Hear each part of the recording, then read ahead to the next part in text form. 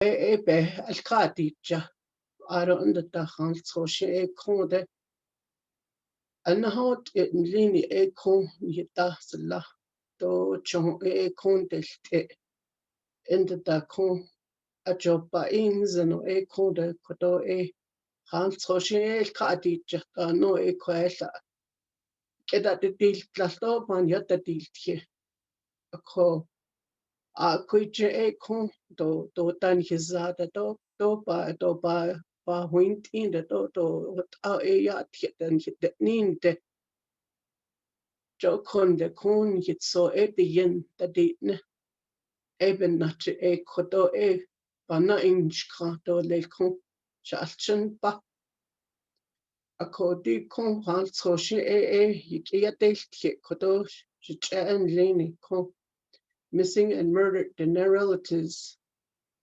that they know kodo panahot iniki kon so she that this ado na isna out ende ni ba it so she kodo ni jebe that they chito kon beke that they need halane that need zano kon sao yego kon ni that dicht sao she kon de a kuije ni beke that they need got ende got au kon ben gaat dan nog zijn door leg kon de jende ne got au je je dat toch chit door leg in it's a case with dat toch chit door leg in not up dat toch chit door leg kon got au ka je door leg bless my family bless my relatives got au gaan so she kon shalchen jo ende jojo ba ins kon bless them that they know their capacity. Bless them that they continue on this journey, on this meaningful effort that they're doing. Let them not feel like they're struggling and doing the work alone. Let them have comfort and strength in what we all do together. We're doing it for our relatives.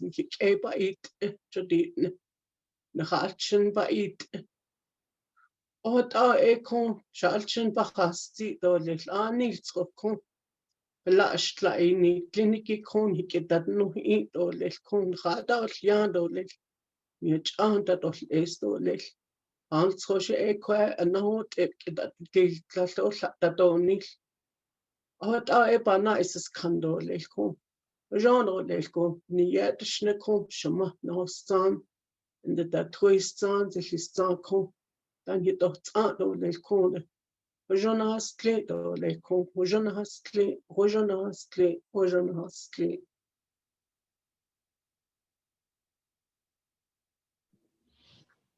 Yeah, Shema, Nskago. I really appreciate that prayer.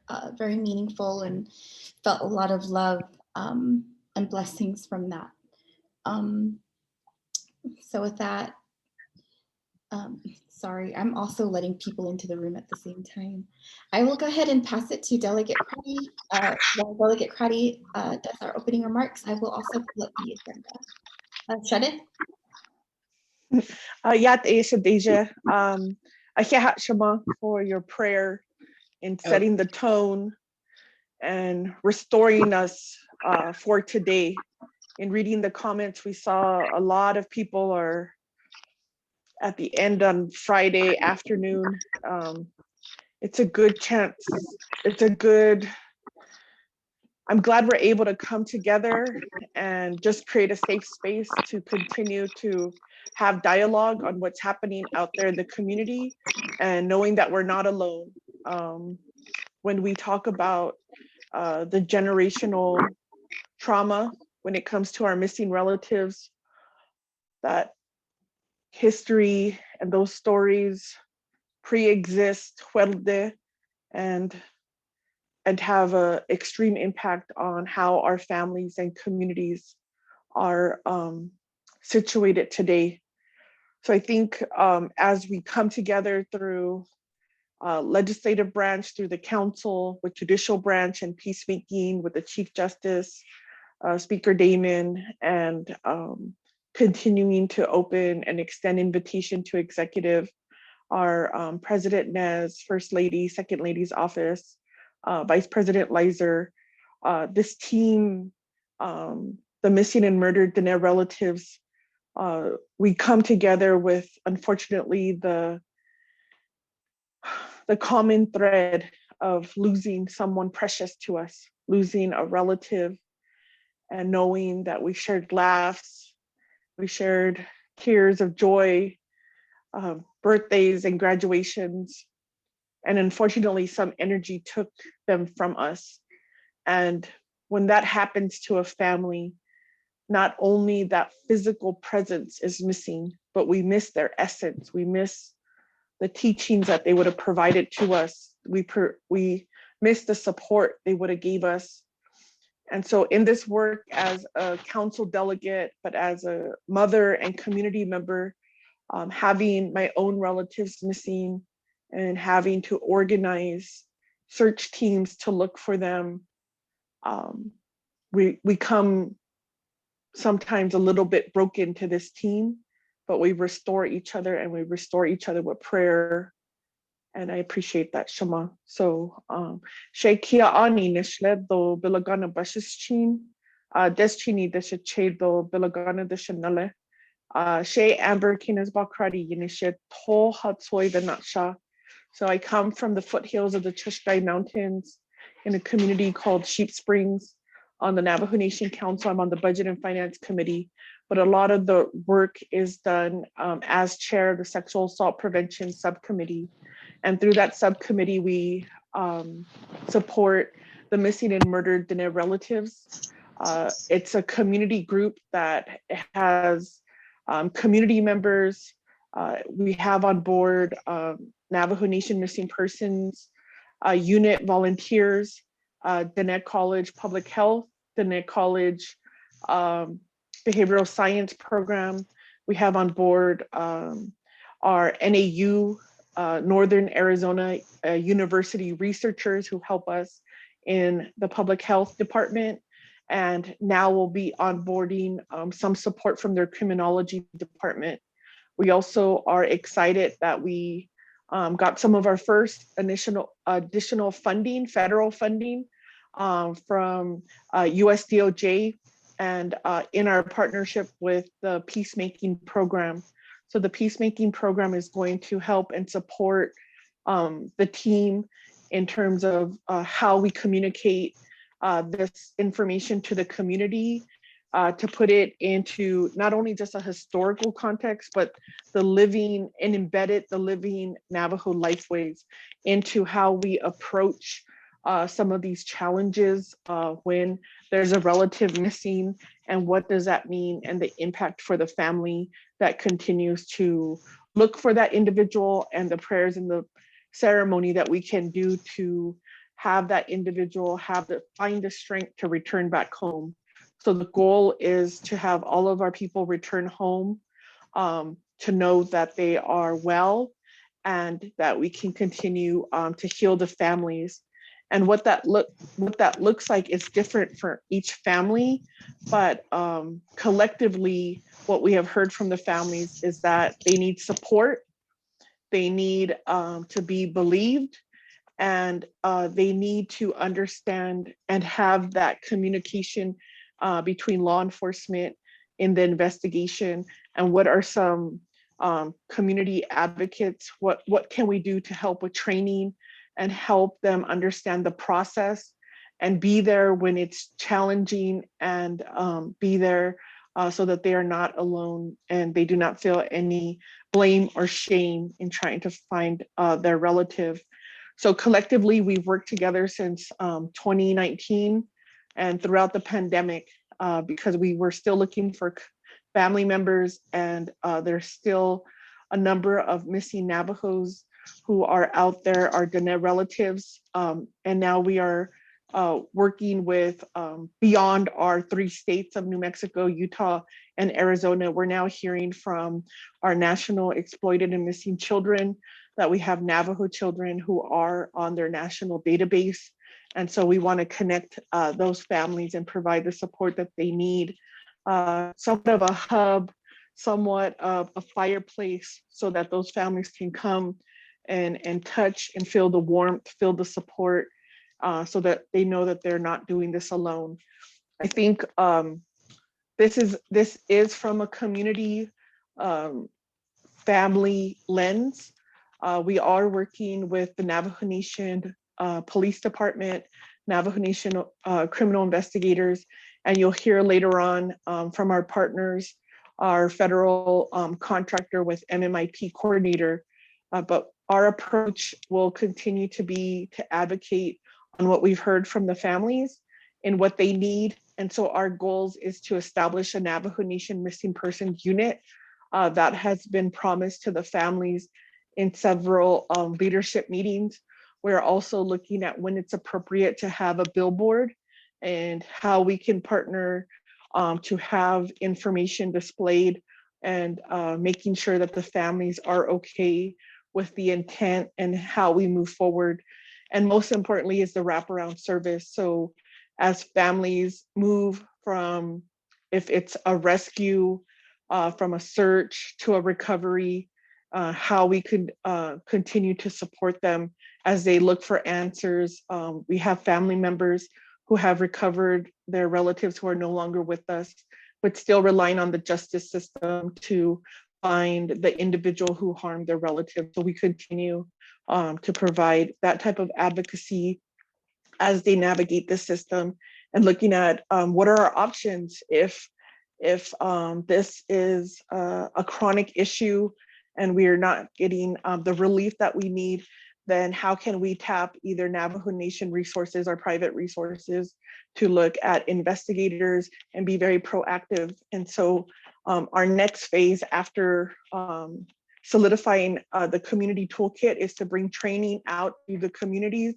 We'll be partnering with the Amber Alert Ash and Mike program based out of Phoenix, and we'll be opening up trainings to our volunteers. And last week, Navajo Bitsai Fuels donated to community members who do search and rescue up at Shiprock. Eric and their team were, they received a donation of a drone that has the equipment for infrared, and that will help as we try to navigate our landscape and understanding that there's challenges when it comes to manpower, sometimes the elements. So if we need to check a vast area, that drone will certainly help our searches. So I just want to thank all of our relatives who are on the line. We're doing the best. This is an all volunteer group. We either added this project to our existing portfolio, or like with the colleges, they're providing that support. And I think in terms of where we move next, we're having weekly conversations on what to provide in terms of victim services, an area that was never provided to the families. We're helping with the cost of search and rescue, or helping if they need to be traveled down. We know that family members or community members who have had to travel from out of state to come and help search for their parents. So we want to open up avenues on how to support them. So thank you for being on this journey with us. We just know that the prayers and the offerings are out there, because at times we can't do this alone. So we rely on all of you out there to provide that insight. And I just want to thank the team, and I will give it back over to you, Shadeja, if you're back with us, to introduce the toolkit. What is it? This has been the work of many, many months, many, many meetings. And so please provide insight on the chat. We look forward to your comments and to strengthen this toolkit. There was a lot of information we did not include, just because we wanted it to be manageable and we didn't want to overwhelm the family. So Shadeja, if you can, at this time, I just want to be conscious of the time because we always go over, and I want to leave it open for questions. If you could start the presentation and we can move forward. Yeah, thank you. Oh, yeah, Shada, I really appreciate those opening remarks. And we'll go ahead and segue. We're actually right on time, 4:30.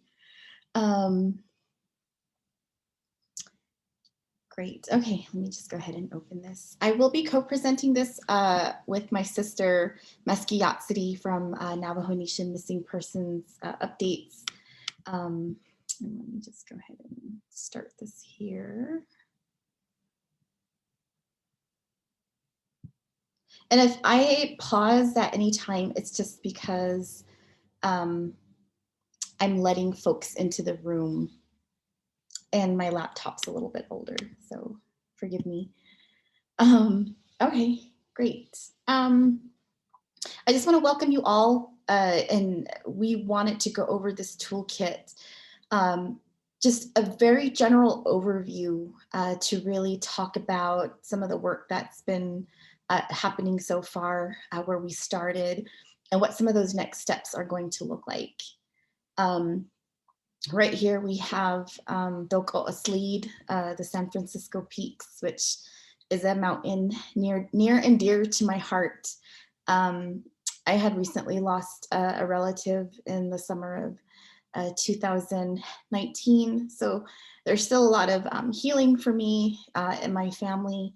And when we did that search and rescue, it was this mountain, I think, that really gave me and my family strength. And it still does. So we'll go right into it.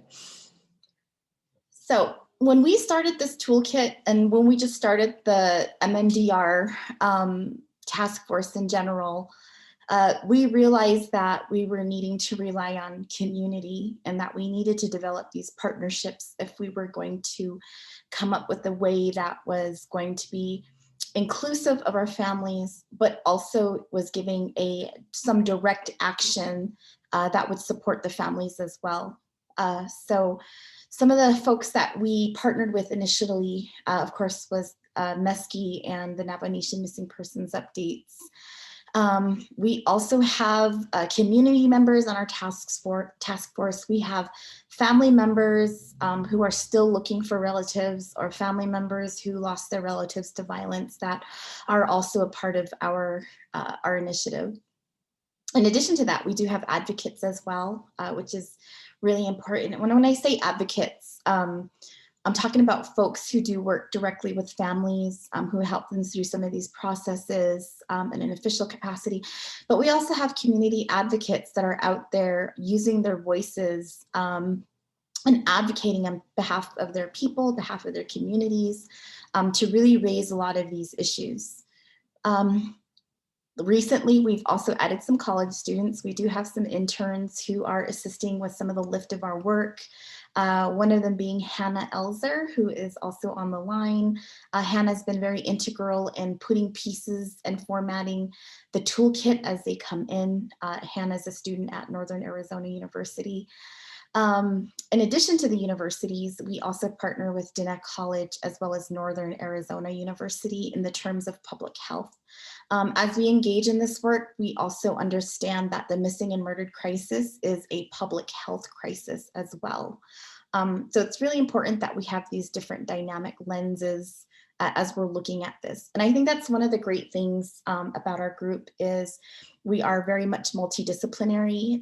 We have community advocates, we have family members, we have public health workers, injury prevention folks, academics, tribal leadership, the list goes on. And we feel like if we're going to take a really meaningful approach to this crisis, it needed to be looked at from all of these different lenses, because they do factor into the overall social issues that are plaguing our communities, as well as issues that are intersecting with the missing and murdered crisis, things like sexual and domestic violence, drug and alcohol dependency, suicide and suicidal ideations, even going as far as, you know, the larger level of systemic oppression, institutional and institutional and structural racism. So just a lot of ways that we're trying to understand this crisis and developing some of these solution-based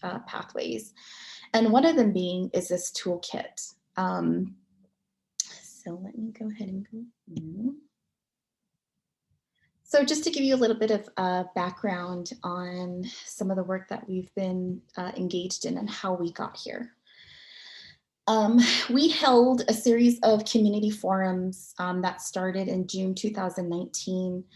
From that point, we had about 3 forums in person, and we had planned to have one in March 2020, but the pandemic hit, and that really put a halt on a lot of the community work that we were doing. We really relied on coming together in person, especially our task force. We were meeting in like whatever space we could find, as long as it had an internet connection, is how we basically operated. But along with those forums, we were looking into the idea of a data institute.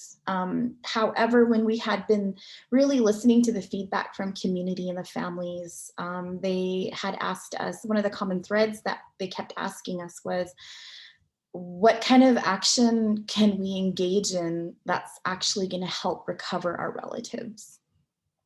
We're like, that's a great question. So what we need to do is go back to the drawing board. So we started to have more internal discussions and decided that there was a need to be a toolkit of some sort that was going to support the families as well as community. So with that, just like an open, honest transparency, we started the work in August 2019, and we did reach out to Navajo Nation Public Safety, MMDR, and Navajo Nation Missing Persons Updates. We had an initial meeting with the top level administrative folks with public safety. And at that time, we weren't heard. I think just to put it in really plain terms, their initiatives and direction did not align with ours, but that didn't stop us. We felt like, okay, so if we're not able to get that support right now from that agency level, we can do this from a community level. So just in the spirit of Annie Dajwanika, like, you know, we do it for ourselves. So we kept going. So when I said we met up in whichever space we could, we really did. We met up in coffee shops. We commandeered conference rooms that Delegate Crotty was able to secure for us. We did this virtually. There was trips that I think our main meeting point was Gallup, New Mexico. So that's quite a drive for all of us. But I just want to say that really illustrated the commitment to really carrying out this vision that the community came out with. So it was a labor of love since that time. So that's just a little bit of the background in terms of how we started to talk about the community toolkit. Some of the questions we asked ourselves is, 1, what are the families asking for? 2, what challenges and barriers are they facing when it comes to these processes in terms of working with agencies or jurisdiction or getting services? So with that, we started the initial discussions for the toolkit. So we had to look at some of the gaps in the systems that were not adequately supporting the families as they were looking for missing relatives. And we knew we needed a community solution.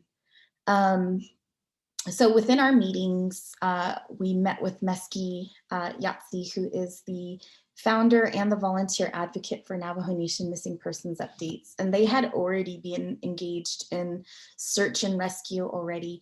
They had already been working with families to recover relatives.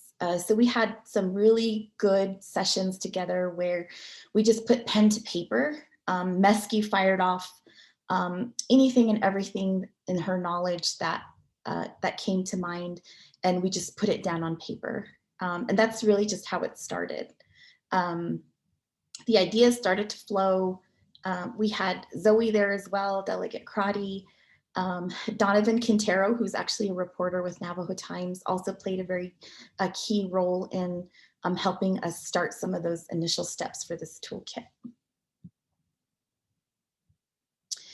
So as soon as we started to really flesh out some of those ideas that we were having, we sat down together and created this objective for the toolkit. So I'm going to go ahead and read it because we spent so much time and I just want to make sure that we read every single word. The purpose of the MMDR NNMPU Missing Persons Community Action Toolkit is to aid families through the process of locating a missing relative, how to work with law enforcement and emergency management, mobilize a community search and rescue, working with those agencies, and to improve communication between all involved parties. The ultimate goal is to bring our relatives home. So with that, when we had been listening to the families, as well as working off of the knowledge of advocates already engaged in this work, a lot of the gaps in the system had to do with communication. Communication meaning how was the community being educated on collecting information when a relative goes missing? What kind of education was being put out there in terms of filing a missing persons report? What do community need to know if they do need to start working with law enforcement or with emergency management? How can we create that space of accountability, especially on the agency side, to ensure that the information between one another is not only free flowing, but that there's also trust that's established, which is really, really, really important. So one of our objectives, of course, is to really improve that communication flow because every minute, every second counts when a relative does go missing.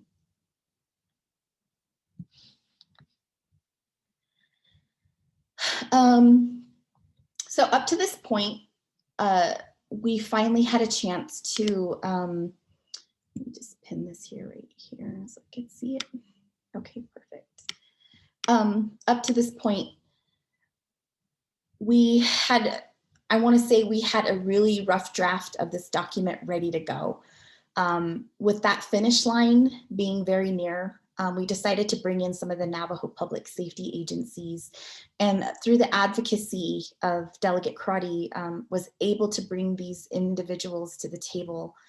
So we started meeting in the last month with Navajo Nation Public Safety, with emergency management, as well as our newest partners, the Navajo Nation Peacemaking Program, who have written for a grant and is creating a position right now that's actually going to help support some of the work for MMDR, which is really exciting. So we met with them. They're continuing to review the toolkit and provide any type of support or supplemental information that can help families recover missing relatives.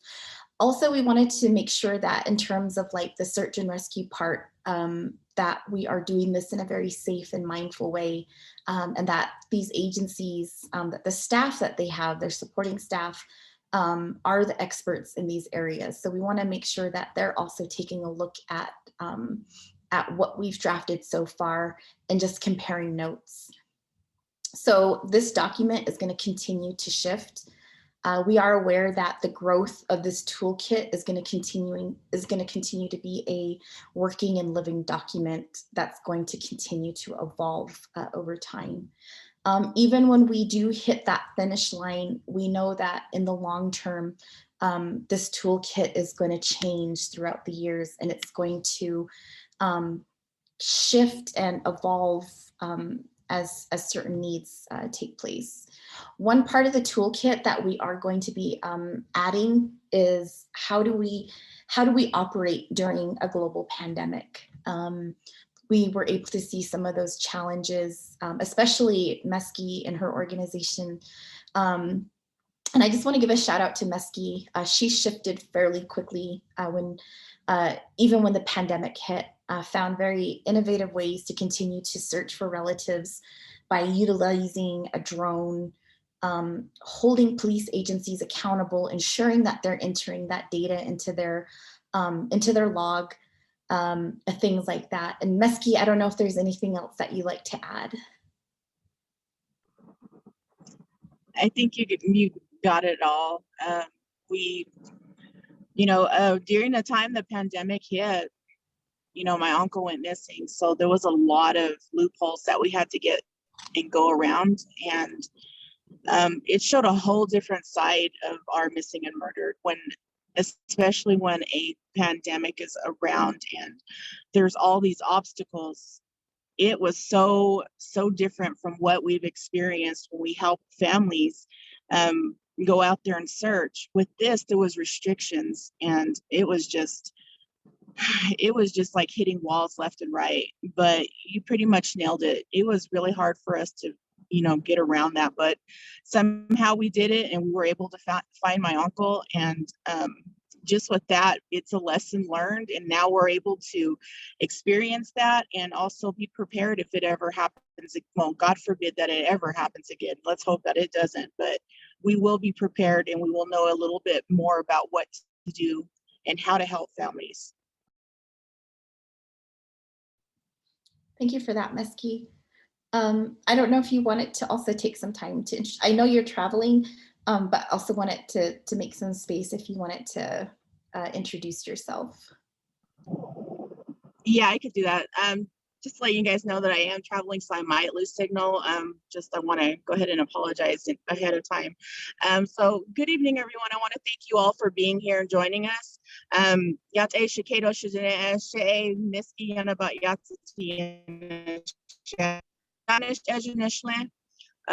ThunderClan Prairie Band Potawatomi Bashichin Hotso Dashichedo Chichimeka Guachichil Nakai Dashanella Astanishle. I am the founder of Navajo Nation Missing Persons, also a member of Missing and Murdered Diné Relatives. I've been the founder. We created Navajo Nation Missing Persons back in 2013. That's when we noticed that there was absolutely no place for anybody to go to try and post any of their missing relatives. So I went ahead and created a Facebook page so that we can at least have a platform to start with.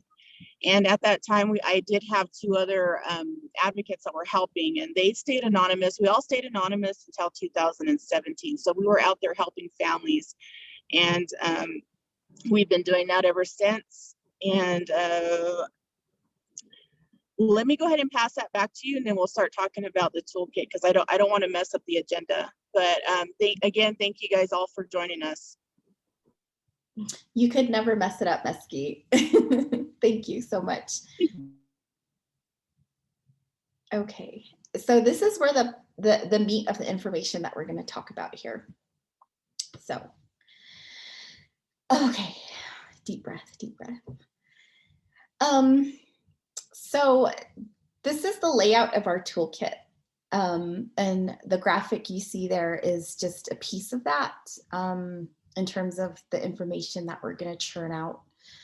So to open our toolkit, we're going to have the objectives listed there, but we're also going to have a open letter to the families. We feel like it's really important to provide some comfort and some clarity at the onset. When families lose a relative or a relative goes missing, sometimes, families might go into panic mode. So we want to reassure them that this toolkit is going to help a lot with some of the lift that they need in terms of collecting information and just having a clear pathway on how to get access to this, get access to communicating freely, but as well as what services and what options are open to them. So after the letter, we do have some preliminary steps before filing a missing persons case. A lot of the times, sometimes maybe a relative may not communicate where they're at. So some of the things that we'll list in there, that is listed in there is, checking out some of their hangout spots. Did they have maybe a health issue? Did you check with the hospitals, the local hospitals? And in some instances where some of our relatives may be battling drug or alcohol dependency, we would also recommend checking places like a detox center or a rehabilitation facility, but keep in mind they may not always be able to provide you that information due to confidentiality issues. Also checking local jails and even shelters if they're able to provide that information as well. Also just checking out their hangout spots, you know, if maybe they're a youth, maybe checking at the school, if it's checking at their friend's house, things like that. So step 1 is also going to include information on Amber Alert, because there is some confusion in terms of what would constitute an Amber Alert. And we'll talk a little bit more about that in step 4. But the preliminary steps will be clear in letting the family know, you know, if your child may have wandered off, or maybe they got lost somewhere, then according to the guidelines, that would not constitute an Amber Alert. However, if a child, if they were known to have been abducted and their lives are in danger, then that would constitute an Amber Alert. And we have a flow chart that's going to be in there that's going to show folks what those steps are with Amber Alert, so that it's clear and who they need to contact to initiate the Amber Alert. Right now, the Navajo Nation does have agency over its Amber Alert process, and they do work directly with the Amber Alert coordinators in each of the states. And I think in 2018 is when the Navajo Nation acquired a mass notification software. So Navajo Nation is able to send out their own alerts. Along with some of those preliminary steps, once you've checked and covered all your bases before filing the report, what you're really going to need is, if the relative is still missing, it's going to have a list of demographics, things like eye color, height, weight, what were they last wearing, what were they in a vehicle, where were they last seen, even things like if they were in a vehicle, you know, what color was it, did it have dents, things like that. Also, like the length of their hair. Included with that is having a clear picture of the person, especially when it comes to children. And I know we don't like to think that our children would ever go missing, but there is one tip that we also try to tell folks is taking regular pictures of your kids with no filters, nothing like that. Try to imagine, think about what they're wearing every day. Let's just put it that way. In a lot of cases, when kids do go missing, parents don't remember what their children were wearing that day. So some parents who are proactive or guardians will take pictures of their kids almost every day. They'll make sure they have like a clear profile of their face, a side profile, and a full like body picture. So guardians and parents, that's like one tip we'd like to pass along, is just being very aware of like the habits and what your children are wearing every day. So we'll keep things like that in mind as well in the preliminary steps. Also included with that first step is you're going to have access to a communication log and a contact log. So the contact log is going to have all the agencies, the shelters, detox centers for areas on and bordering the Navajo Nation. So all of that information will be centralized. So you're not trying to look for it or Google it. It will be there. And this will also include a jurisdiction map so you can see the police districts clearly. And you'll also be able to see how those jurisdictions kind of overlap. Like if you do have to call like the county, or if you have to call like maybe a city police department, all of that information will also be centralized. Once you have all of that information, then the family would go to step 2 to file the actual missing persons report. A missing persons report does have to be filed in person. I would give a call to the police department first and ask what it is that you need to bring. And all of the information that you collected in step 1 will be in that log, will be on that checklist, I'm sorry. It's gonna be a checklist. And bring all of that information with you, because more than often the law enforcement are also going to need that information as well. So step 2, you would go to the law enforcement agency, file that report, and make sure you get like your case number. And this step is going to be like start to finish, like what information to bring, who to call, to make sure you're calling the right agency so you're not being given the runaround, and then taking your checklist with you and then traveling, making time to travel to file that missing persons report. Also, it'll include information like there is no timeline to file a missing persons report. If the person might be missing for a couple of hours and you know that's not their MO, you know that's out of the ordinary, you're more than welcome to go to the police department and file that missing persons report as soon as you can. So the information you have for step 2 will then help with the next step of step 3. And this is where our sister organization, Navajo Nation Missing Persons Updates, would generate a poster. So the police department more than likely will have a poster themselves. But because our sister organization has such a huge following, you've probably seen all of those missing persons posters on like Facebook that are being shared. That's where we want to make sure we're hitting those audiences. There will be a link included in there, and all the information that you collect from step 1, you would just enter that into that website, into that link. And then an advocate from Navajo Nation Missing Persons Updates will respond and then get in contact with the family, generate that poster, and then push it out. So that would be the 3rd step. The next step that comes is step 4, and that is community mobilization. So the way it could go is one of 2 ways. If the case does qualify for a search and rescue and law enforcement is communicating with Department of Emergency Management, they will set up shop and they will create their own command post and they will keep in communication with the family. And that's where we encourage the family to go ahead and work with them. And then the toolkit support at that point, they would just need to continue to work with them. However, a lot of the times, and the reason why we started this toolkit is that a lot of cases don't qualify for a search and rescue. So families are asking, like, what do we do next? Like, so a lot of families become their own advocates. They become their own search and rescue.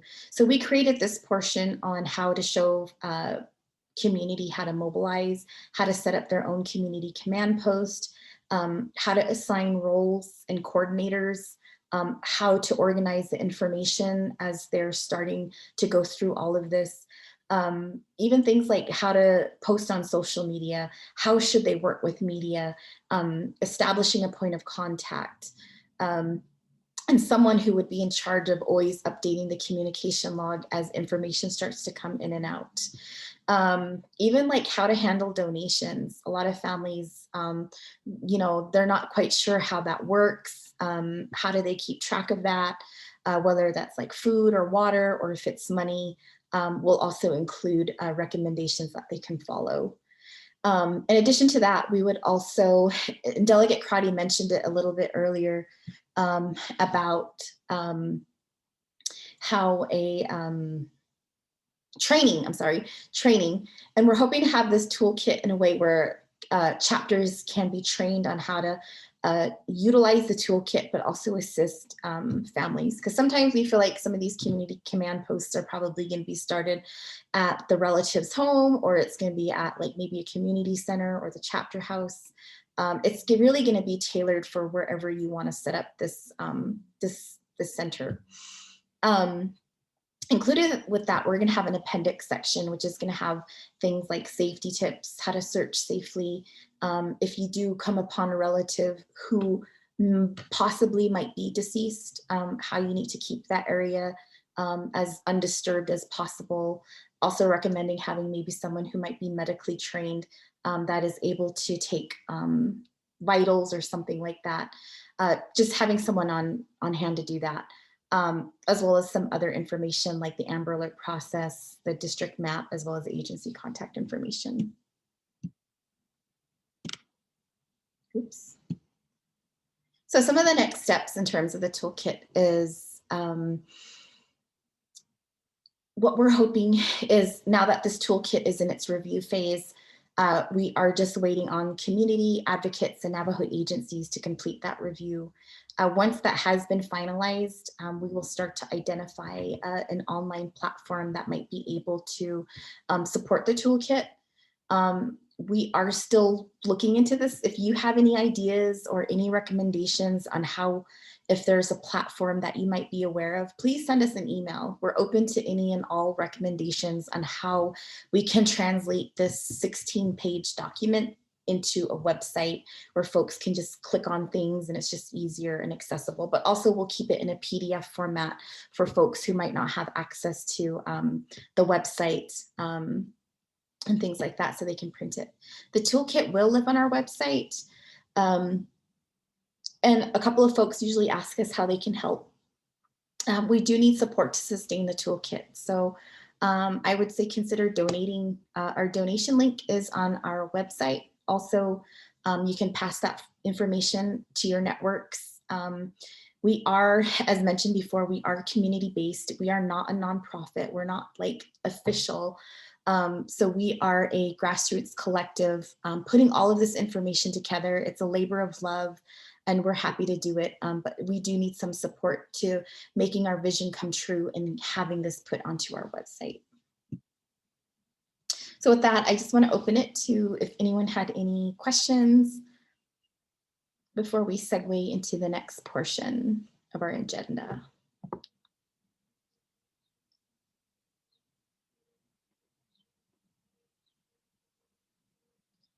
So I know this was like a really quick run through of the toolkit, but we touched on a lot of the main points of what it's going to do.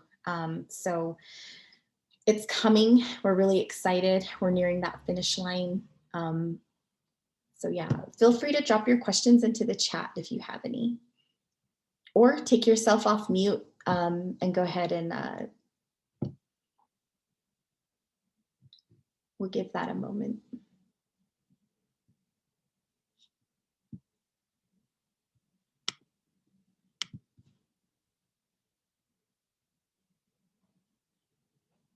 Okay, great.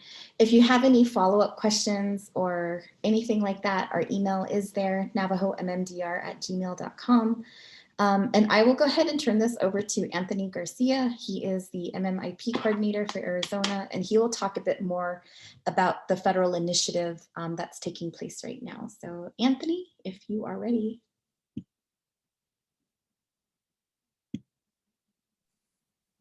Jolene, thank you, Mesky. Good afternoon, everybody. My name is Tony Garcia, and I am the MMIP coordinator assigned to the District of Arizona. So I work out of the United States Attorney's Office for the District of Arizona. So a little bit about me. I retired from the FBI after 25 years in May of last year. I'm also a licensed attorney, and during my career with the FBI, I worked primarily violent crimes, crimes against children, and spent the last 5 years supervising one of our safe trail or multiple safe trails task forces, which was responsible for investigating violent crimes in Indian country here in Arizona. So I've worked out of Gallup, Pine Top, and Phoenix. So I've had quite a bit of experience working with the tribes, including Navajo, the eastern portion of Navajo, White Mountain, San Carlos, and the communities around Phoenix as well. When I retired, I took on this position as the MMIP coordinator. I know a lot of you probably have not heard about this. This was an initiative that was started by then Attorney General Barr back in November of 2019 to bring together United States Department of Justice resources and created 11 MMIP coordinators in 11 federal districts, including Utah, New Mexico, and Arizona. Unfortunately, due to funding situations right now, the Utah coordinator's contract was not renewed. So as part of Attorney General Barr's initiative, we were tasked, when I say we, the coordinators had several duties to, in order to meet the initiative's goals. one of the primary duties is to establish and develop these tribal community response plans for missing Indigenous person cases. And the goal is to create a collaborative effort with both tribal and non-tribal resources working together when an Indigenous person goes missing from a tribal community. The TCRPs, these tribal community response plans, have 4 recommended guides. They're the law enforcement response, victim services guide, the media guide, and the community outreach guide. And the work that the MMDR task force has done on the community toolkit that they presented is something that could fulfill what is under the community outreach guide goals and objectives. So Delegate Crotty wanted me to share with you where we're at with the Navajo Nation in starting this tribal community response plan for your nation. And before I dive into that, I do want to make something perfectly clear. This is Navajo Nation's tribal community response plan. It's not the federal government. It's not the state of Arizona. It's not mine. It is yours to create. So when we're working together on this, it'll be up to the Navajo Nation to decide what parts of each guide they want to use. Do they want to use any of these guides, or do they want to create their own type of missing person protocols?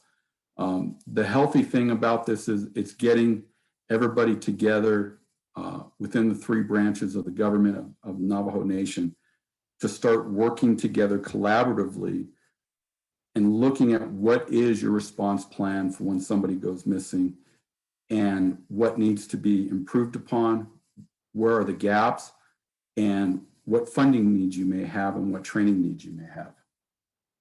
So in March of this year, the Navajo Nation, like I said, working through all 3 branches and the Arizona and New Mexico MMIP coordinators, the tribal liaison from the Utah U.S. Attorney's Office, and the U.S. Attorney's Office here in Arizona and New Mexico, had an initial meeting where we presented, and when I say we, myself and Denise Billy, the MMIP coordinator out of New Mexico, presented kind of an overall history of what the MMIP initiative is and what the TCRP process should look like. And that was being facilitated by your Indian Health Services. Zoe McKenzie was one of the facilitators there.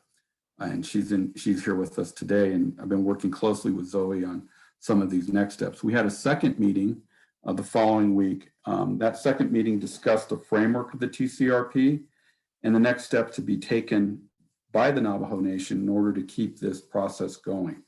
I can share with you that it's going to be incorporated into the Diné action plan, though probably not in the sense of it'll be one of the major topic areas, but it's certainly going to be referenced and kept there. So I think we came out to a very good compromise on how that will work out. We're continuing to work on establishing what guidelines and what kind of working groups that the nation wants to set up. And once we get that going, hopefully then we'll be inviting through the nation members, not just of the government, but also non-governmental organizations like MMDR to the table to help have this collaborative discussion on these guidelines so that we can create, hopefully, a living document that the Navajo Nation can utilize when somebody goes missing off of the reservation.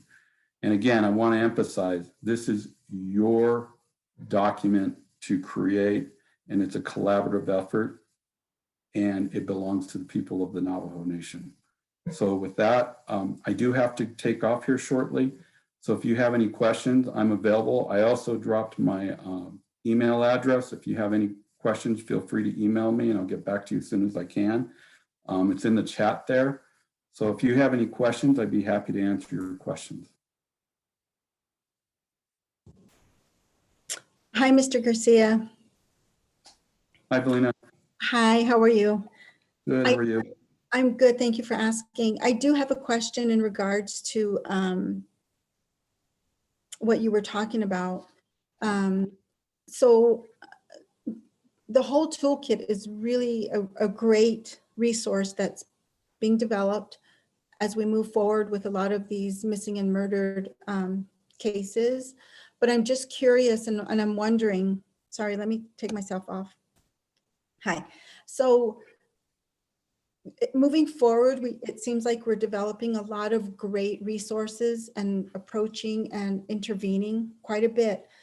But for those cases that have been lingering, those cases that have remained unsolved, like in our family situation, we're coming upon 19 years come July that we haven't had any successful interventions or any successful resolution to our sister's disappearance, which has now been moved to a homicide. But can you share with me maybe some ways that we may be able to go back and help cases like ours that have just lingered and nothing has become of them, because we don't want to be forgotten about, because it's become so more prominent these days. Back in 2002, we didn't have any of these resources. So how do we bring some of those cases and those situations that are still out there forward into the discussions and to what's happening now with all these resources and all these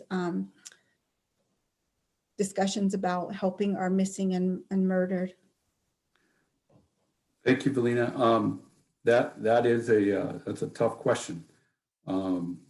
Having been a supervisor, having to contend with cases like that, I can tell you that as a matter of policy, when I was still with the FBI, we did not close those cases. We continued. We may have maintained them as pending and active because all leads may have dried up.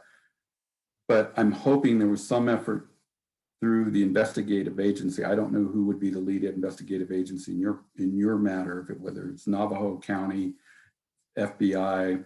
I don't know the facts behind that, but my thinking is that there needs to be, and ironically, we had this very meeting today through Operation Lady Justice discussing how to improve communication with the families. And I pointed out to them the biggest gap that we're going to run across between communication between law enforcement and the families is that gap when a case transitions, like in your instance, to a long-term investigation. The communication generally is fairly good on short-term investigations, but once they start hitting 90 days and beyond, and they start becoming long-term investigations, there is that gap, and I acknowledge that. It becomes a challenge at times, and it shouldn't be a challenge. There should be a mechanism in place. So we're working on that right now to kind of improve that communication. As far as your case goes, you said now it's been called a homicide. Again, can you tell me who's the lead investigative agency or who had jurisdiction over it? Well, right now we're working with the FBI and they're staffed out of Gallup. Okay. I'm not Is it the New Mexico side or Arizona side, do you know? It's going to fall under New Mexico side, but the disappearance happened in the Arizona side. So there's been, from the very get-go, there's been a lot of confusion about the jurisdiction. I think moving forward, like now, they've become better at jurisdiction, but that was one of the problematic areas for us, was the jurisdiction, because we had Navajo police, we had Gallup Sheriff's Department, we had, there was just too many different people getting involved, and no one actually took the information. No one took the lead. Yeah. Yeah. And that's problematic.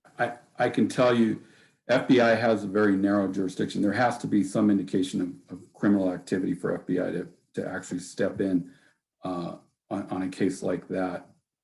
Just simply that's because Congress has limited our jurisdiction to criminal matters. Sounds like that FBI has an open investigation into that. Some of the suggestions, I don't know if FBI I know FBI is going to start working with the BIA cold case teams, and whether or not this would be a case that would qualify for a cold case team out of Albuquerque, because the Albuquerque cold case team under BIA has Navajo. I know they just hired somebody there a couple months ago to start up the cold case unit there. But I would continue to talk to, has a victim services advocate been assigned to you? We do have a victims advocate, but they are out of, I can't remember exactly, maybe Albuquerque area.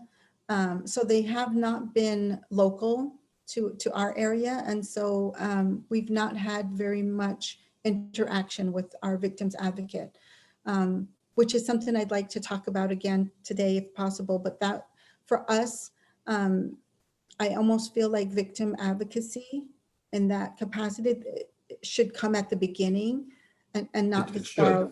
Yeah, it shouldn't be this far along in terms of getting a victims advocate and then getting that resource. I'm curious. We didn't have that at all. Yeah, and when did the FBI pick up that investigation?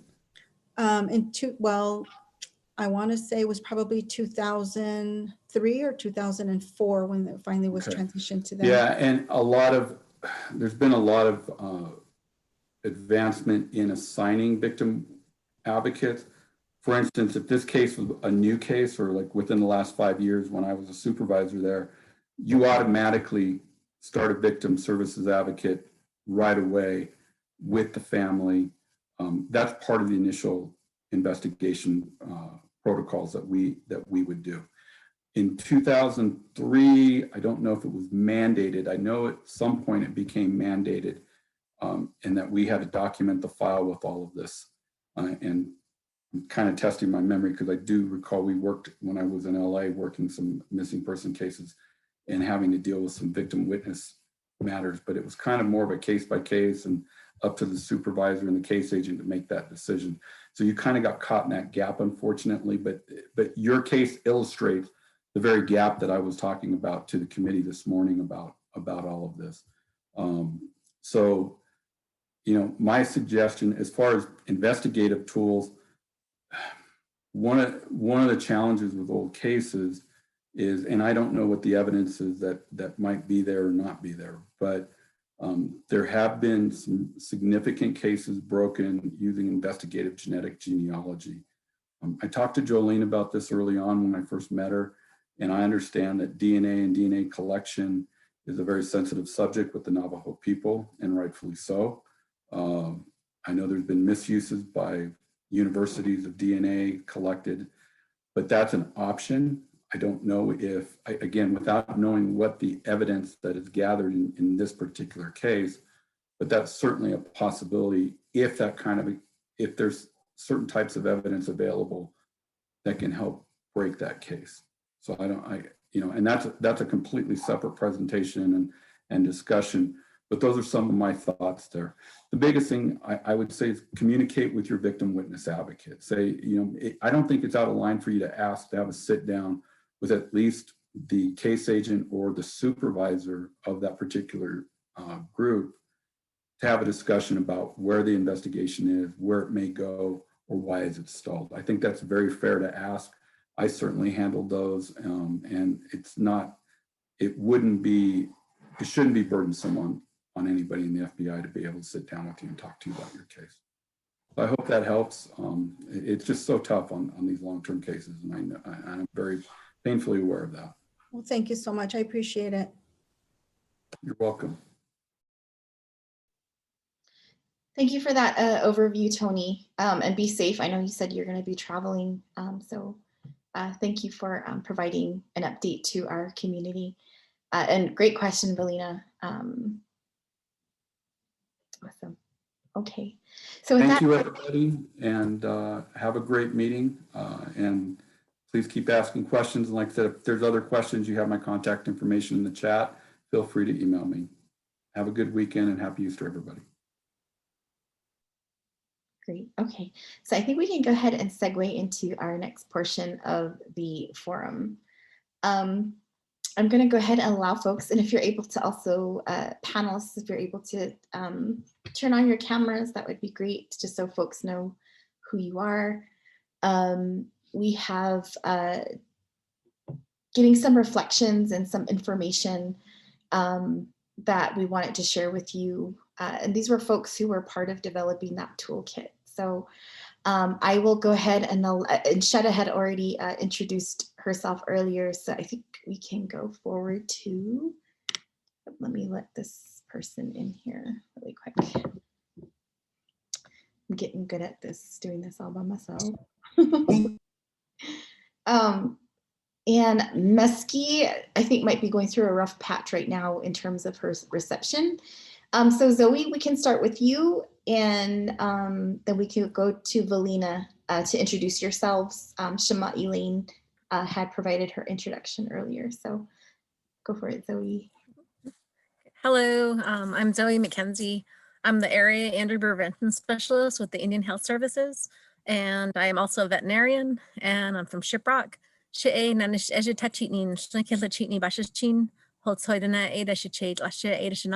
And that's me.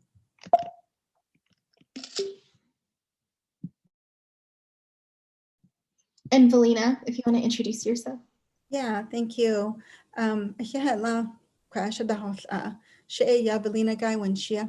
originally from Chinle, Arizona, but I live in Maricopa, Arizona. طبعاً شلون ما يدش كيسني بدأ ششين دو تورجيني إدش شيء دو توهيدليني إدش نلا.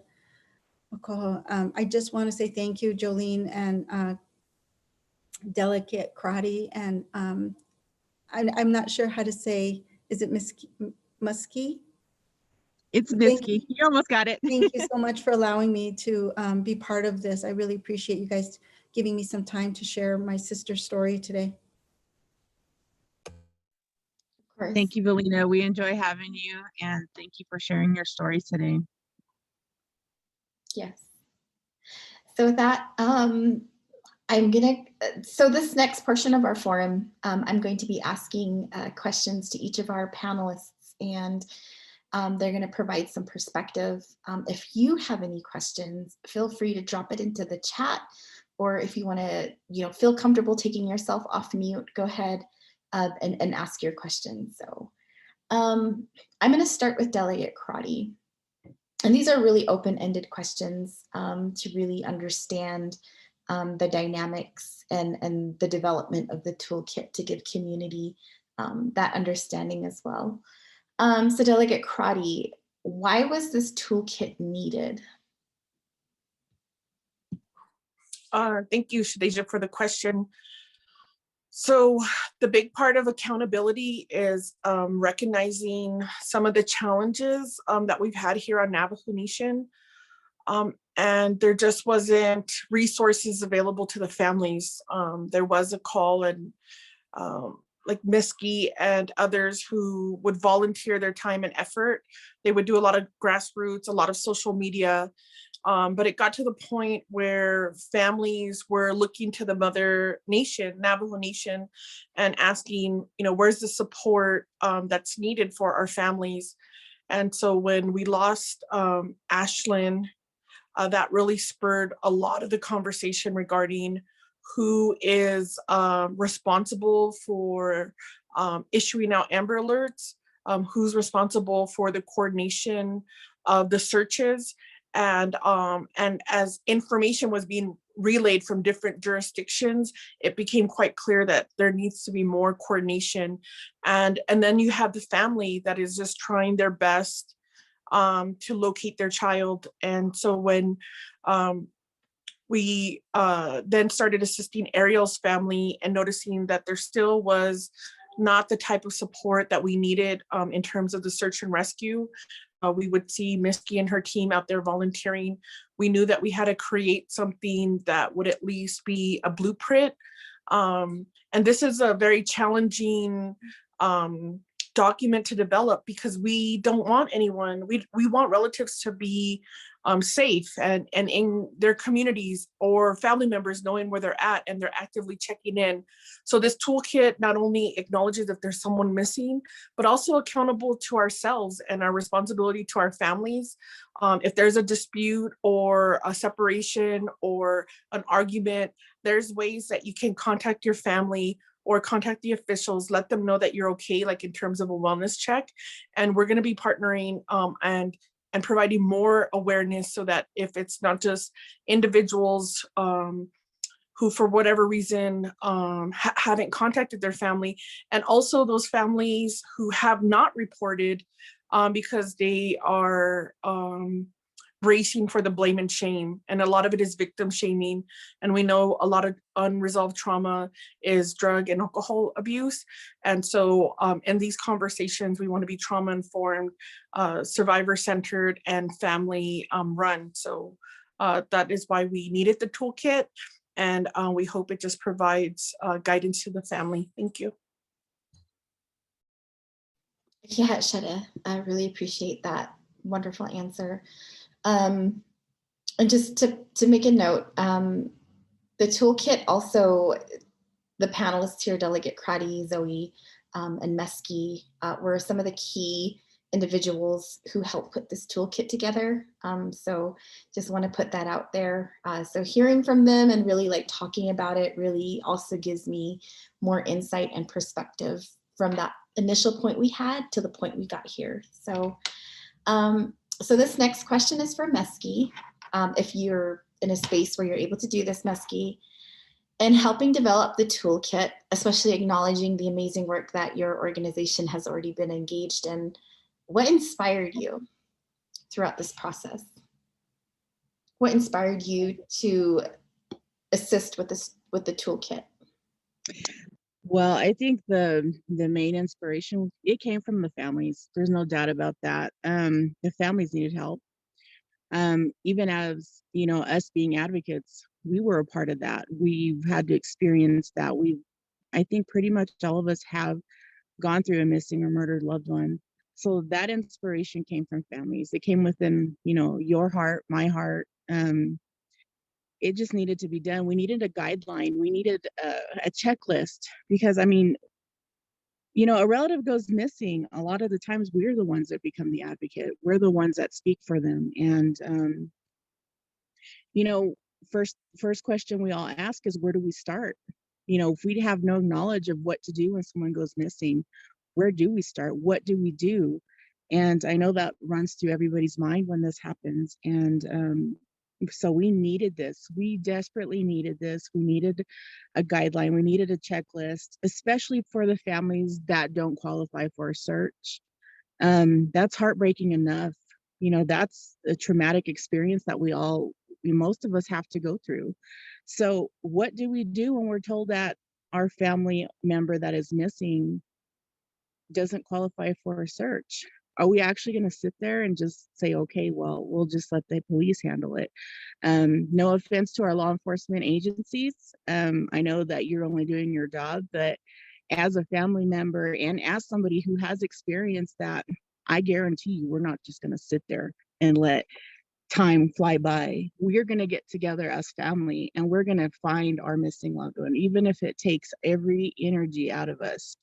And I know so many of us have done that already, but just going through that, there was so many questions on what do we do? We're thinking, okay, we need to call the police, but what happens after that? What happens after that step, after the other step? We know that we have social media that's there to help us, but what else can we do? Now we're all going to get together and we're going to have a meeting, and we're gonna be the search team. So because of that and all the experience that we've had to go, and we've seen the heartache of families, and even my family has experienced that ourselves, I knew that we needed, and I know so many of us knew that we needed some kind of guideline, some kind of checklist, some kind of action tool. And that's exactly why this became an inspiration, and it needed to be done. It should have been done a long time ago, but it's happening now, and we still have a long road ahead of us. We're going to make modifications to this, and You know, that's just something that we're all here to do, our collaboratives, the families. And this coming Monday, I know that we're going to be having our it's Monday, right? I think it's Monday, or was it Tuesday? Tuesday, we're having our meeting, our MMDR meeting, and we want to invite especially the families, because we need your input. And we want you to look over the toolkit. We want you to be able to look at what we're sitting here, we're creating. We might have some gaps, we might have some things that are missing, and that's where the families come in. So we want to invite the families to join us on that Zoom call on Tuesday and take a look at it. And if you have any input, any suggestions, please feel free to let us know, because your voice is what's making it happen. So that right there is my inspiration for the toolkit. Thank you for that, Muskie. And I'm actually going to drop our email here again. As Muskie said, we do meet every Tuesday. We have a toolkit team in addition to our task force. We meet every Tuesday at 9 a.m. And we are also going to be engaging in some Amber Alert training. If you would like to be a part of that, we highly encourage it. I put our email there. Shoot us an email and we can send you the Zoom link and the meeting information for that as well. We feel like it's always important to have community members a part of these conversations, and that you do have access to these spaces, and that it's important that you have access to these spaces while these conversations are going on. And we welcome your perspective and input that you have. So yeah, please join us. Great. So with that, our next question will be for Shema Elaine from Navajo Peacemaking. There were some incredible words that Shema had spoken during a government accountability meeting, which took place with some federal agencies some weeks ago, and just really gave an amazing overview of what our communities could look like once we start engaging in healing. So with that, Shema, how do you feel like healing can begin for our families and nation who have a missing relative or lost a relative to violence? How would you envision that for us?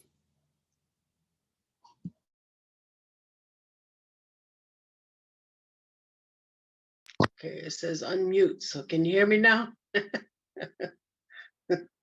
We're kind of challenged by this new technology stuff, so just stay with me.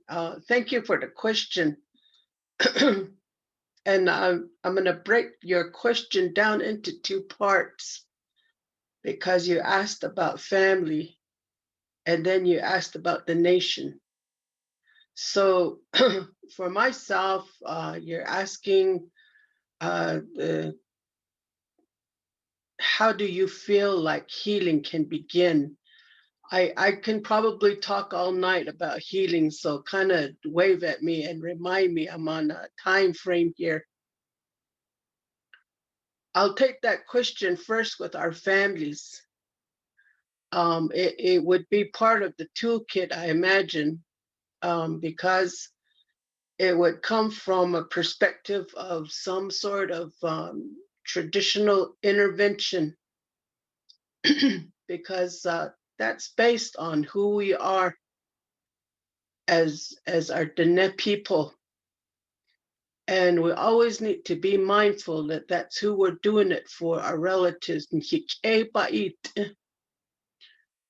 And so when we start the intervention services, it begins the healing pathway and the healing path journey for families, the families that become affected. And first, I want to say that I want to say thank you for all the efforts that that's being made and being done to bring the attention to this matter. It's really complex and difficult. I say it gives you practice your vocabulary to talk about some words that's not everyday language that you use to describe what's going on and to bring about the attention. So that's what makes the difficulty a little bit more so. when we talk about this. But the healing for families and the intervention, we have to understand that it comes in stages. It comes in stages, and there's a lot of components that go into understanding the Diné mind and the Diné spirit and the Diné identity, because that's what makes the connection between you and your relatives. Di ni koko ni achanile da nile ni hastri. That's not something that you can say once and forget about it. And it's a very powerful component of our identity, our tradition, our culture, and of Navajo. Peacemaking is one of the very widely researched topic. I get students from all over the country wanting to know what peacemaking is and how does peacemaking work. And so understanding the components of how we do our work it's not difficult. We all are peacemakers at home. We all have this talking out process that we practice and utilize. Hajo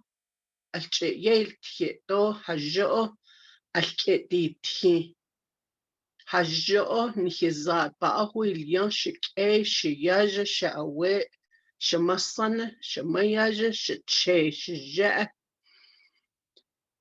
When you say that to a person, it really makes this bond and it connects.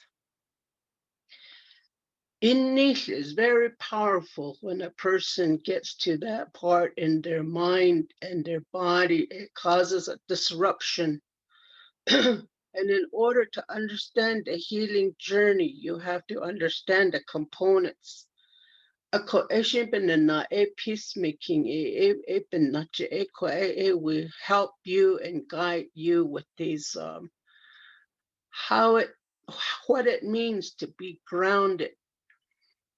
When we talk about our identity, we just gloss over it real quick as if it's something that we're expected to say, because we were taught that we're expected to say, but we really don't know the components of that connection. In our hearts and in our mind, this is how we were brought up when we were little infant all the way up to adulthood. Some missing and murdered relative. So they want to know that connection. They want to know, where's my family? Where's Khayla? You know, there's always that hope that we have that continues to strengthen us. So in that sense, somebody talked about coming out of a panic mode. But even that panic mode is something that we really have to understand when we imply Keh. So we need to know the families, who their mentors are.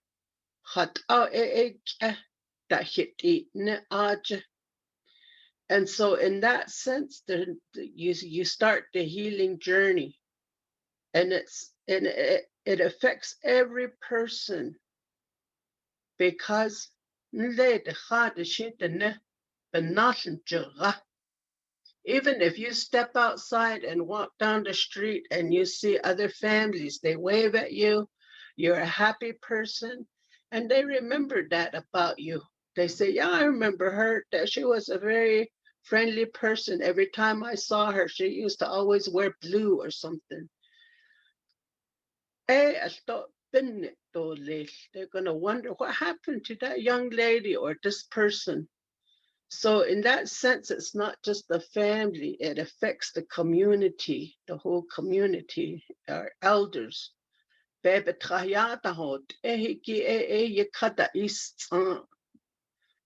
in that sense, this is where we can begin with families on the healing journey.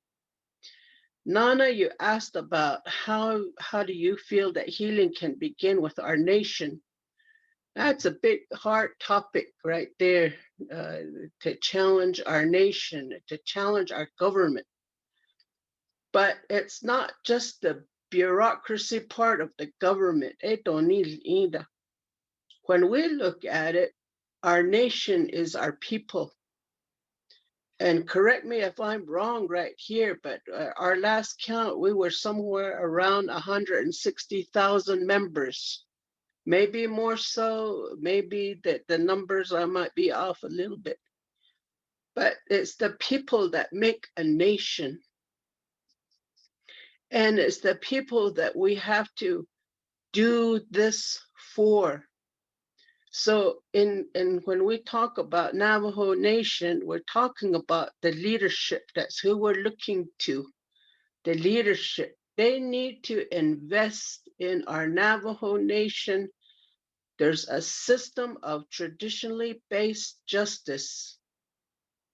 And we need to identify what that is, because every person deserves that.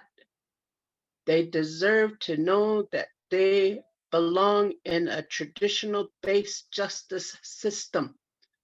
So our leadership needs to understand this, and what does it mean to each person that is equal to each person that lives on the nation or off the nation.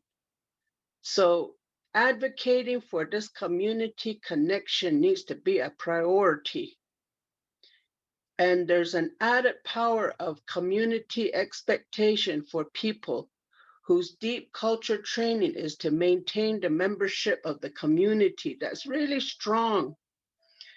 And when we hold on to that strength, then everyone has a sense of belonging. It's not obsolete.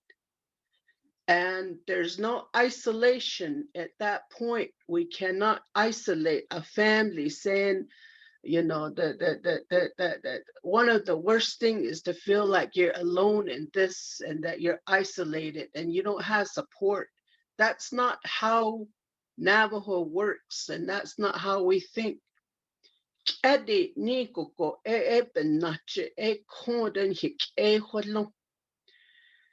that makes a responsibility to you and your family. You know, my grandma used to say, don't go out there and make a shame out of Kabaya people. You have that obligation, and you be respectful.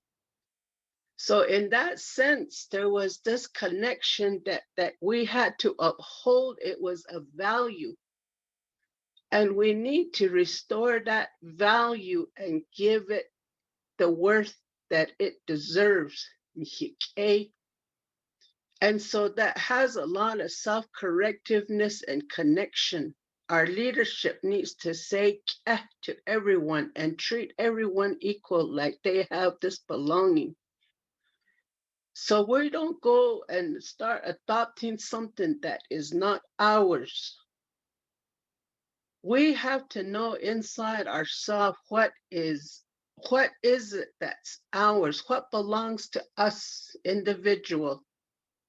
That's where the healing is going to start happening. We have a connection that's natural, and we have a connection that's biological, but we have a connection that is unique to Navajo, and that's clanship.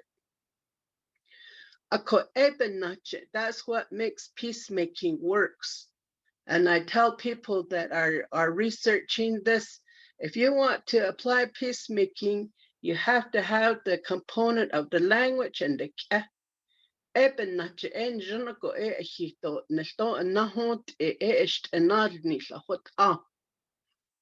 everybody knows what their role is and where their responsibility is in. So for me, this is something we need to invest in.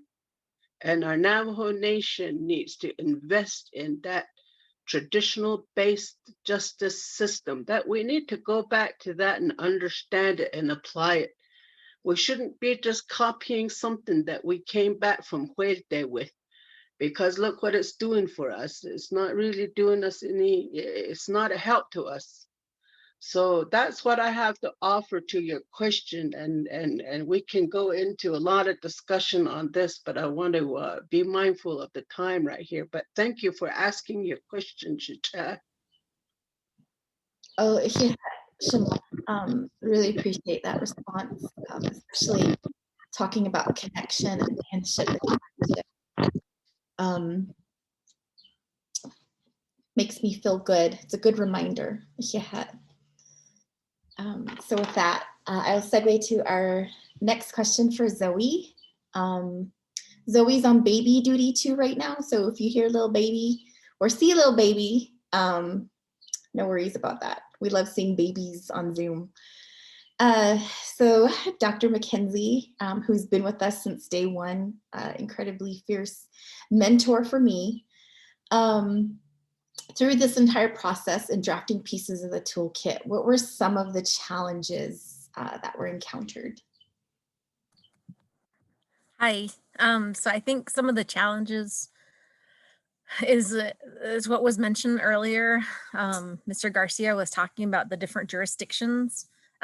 Just trying to sort all of that data out is one of the things that's really challenging, and trying to come up with I guess pathways through all that you know, jurisdictional I don't know if it's mess, but just the whole quagmire of the jurisdictions. That's really something that was really challenging. And it's, you know, sometimes when you think about it, it's just kind of gets a little confusing, because you have, you know, all these different states and then the counties and then and then our Navajo Nation, and you know, all of them kind of have a, you know, a little bit different approaches to how they do things, and just trying to find the common spaces where all those things intersect. That's, I think, was one of the challenging things that we have been working on with this whole project. You know, but despite the challenges, and I think the other thing too is just like Jolene said earlier, when COVID hit, we kind of had to go virtual. So that was kind of a little bit difficult because we kind of had to shift gears and figure out new ways to meet and how to work, you know, using different tools, virtual tools. And, you know, even just working with our own internet here on the res. It's sometimes my internet freezes. That's why I keep my camera off a lot, is because it'll just like freeze and then you can't hear me. I sound like I'm in the Matrix. So that's kind of challenging. But, you know, working with a team that's very dedicated and very enthusiastic and, you know, very driven has really helped us overcome, I think, a lot of those challenges. You know, every time we meet, I look forward to meeting with all these people that are on our team, and it's just really an exciting thing to see this whole thing coming together. You know, I remember where we started back in 2019. It was in the late summer, and you know, I still remember that day, and it seems like a long time ago, but then again, it seems like it was just the other day, and it was just exciting to see how far we came from, you know, that day, and putting the plans together, you know, getting all the input from the different community members. For me, that part really keeps me going, and it makes me happy. So that's my thoughts. Thank you for that, Zoe. Yeah, we encountered a lot of challenges from the get-go. The work isn't like just heavy, but keeping it going and having to shift as things changed. And yeah, I just want to say, I want to extend my gratitude and love for this collective who have been with us on this journey. Folks who started with us and folks who are here with us now. Just want to put it out there, just really feeling like, just want to acknowledge that. So really appreciate it, especially Zoe, who's one of our day ones. So, okay, reset. So this next question is for, like I said, we're always ever evolving a new task force member, Valina. And we felt like we also need to make sure we have our community voices anytime we have any type of space like this. So Valina, could you share your family story? Yeah, thank you so much again, everyone, for allowing me to do this on this forum today. My family and I have been very proactive. As everyone knows, you have to be, because no one's going to share this information. You really have to get out there and get the information out there yourself a lot of the time. In 2002, my older sister, Laverta Guy Sorrell, went missing. It was during the July 4th weekend. And from day one, we probably have come across every hurdle that is now being addressed in this toolkit. And so when I reached out to Delegate Crotty, I really had to share with her and let her know that as someone that has a missing family member, these were some of the things that we ran into, and just to share with everybody else. From day one, when my sister disappeared, we didn't immediately contact officers or law enforcement because we didn't know she was missing. We had to wait. There was a time period that we had to wait for it to be officially a missing persons. And then, of course, we ran into the problem of jurisdiction. Who do we report to? Was it the Navajo police? Was it the Gallup Sheriff's Department? Was it the city police? Because she lived in Navajo, New Mexico, but disappeared in Fort Defiance, Arizona. And so that we crossed state lines, and it was a back and forth. And a lot of information during that whole process were misconstrued or lost. And so, just engaging with all the different people that were wanting to investigate or didn't want to investigate, I should say, caused a lot of havoc and problems for our case. And then, but when my sister went missing, as we're talking about and we're talking about people who know your family member, I'm here to share with you that, and you guys all know this, that when you report your family member that's missing, you know them, you know who they are, you know what they're capable of, you know their lifestyle, you know everything that would be very important to determining what kind of a case this is going to be. And I felt like from the very beginning, we knew that. We knew what our sister's MO was. We knew that she wasn't capable of some of the things that were being presented to us. And, but we still had to go down those rabbit holes. We still had to go through those chases of, well, some of the very ridiculous statements that were made because law enforcement were not trained to deal with these types of reports at that time. And so very insensitive to the things that we were reporting and sharing. There was a lot of victim blaming. We had things, people that we didn't have a unit where people could call and share information or make their report.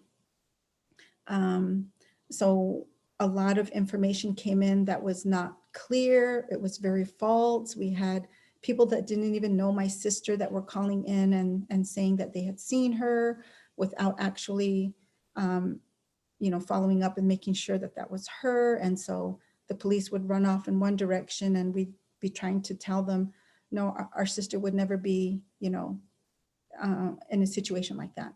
Or because it was during the Navajo Nation Fair, some of the comments that were made were like, well, maybe she left with the carney that was in town. Knowing that's not who my sister was, and we couldn't get the police to understand that. And yes, we were in a lot of panic. We were in a lot of disbelief when she disappeared. And so, as everyone knows, you don't know where to go. You don't know who to talk to, and you don't know how to handle those situations because everything is, you want something to happen quickly, and everyone else around you is not feeling that urgency. And so when I heard about the toolkit, immediately I wanted to become part of it or help with it or share what I could with it, because since 2002, we're going to be at 19 years in July. We've been through 4 different FBI investigators.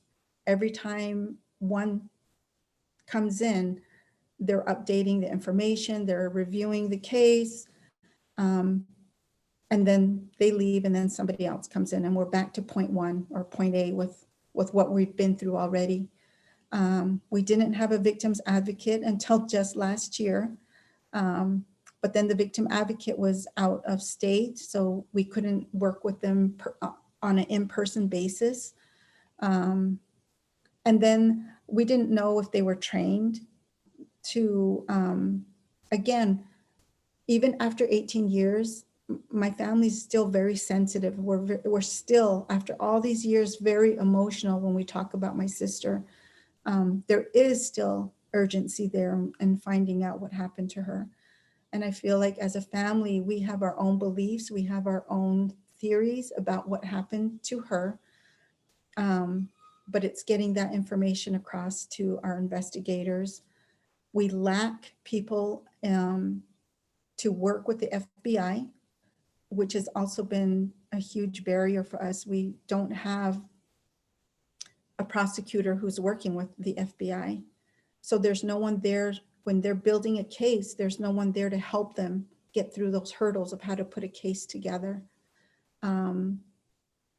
When the officers came in and were investigating or were collecting evidence, they didn't go to her home and collect the evidence that was probably needed to be collected to determine what had happened. Interviews were not done right away.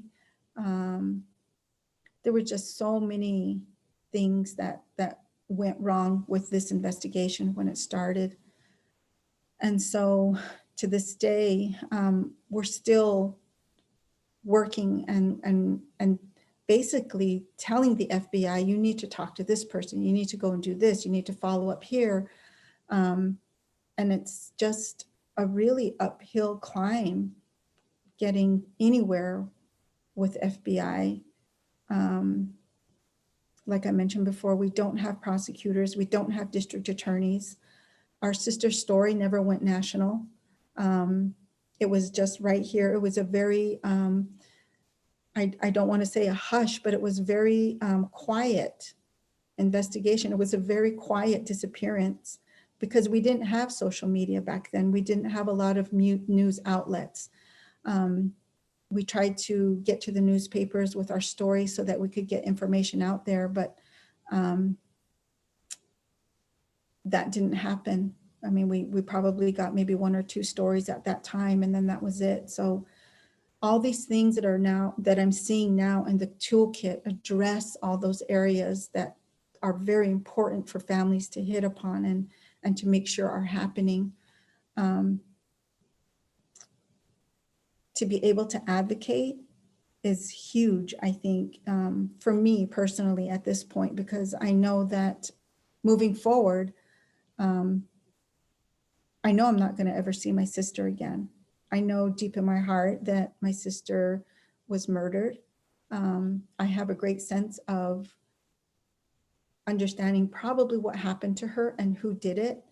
It's trying to convince FBI to move forward and to prosecute at this point, but we don't have that. That's an area that is still very much lacking because we don't have, like I mentioned, the prosecutors or district attorneys to come in and help FBI with those types of investigations. So it continues to be stuck.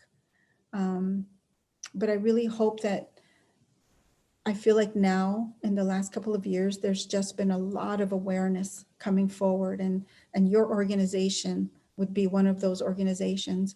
I know today that Deb Holland did approve, and she is bringing a lot of light, which is wonderful, to addressing these missing and murdered cases. So we really do have a lot of hope, and we continue to have that moving forward, that we're going to find justice for my sister. One in vocabulary wise, I know that a lot of families, we always hear people saying that they want closure. And I never feel that closure is a really good word for people to be using.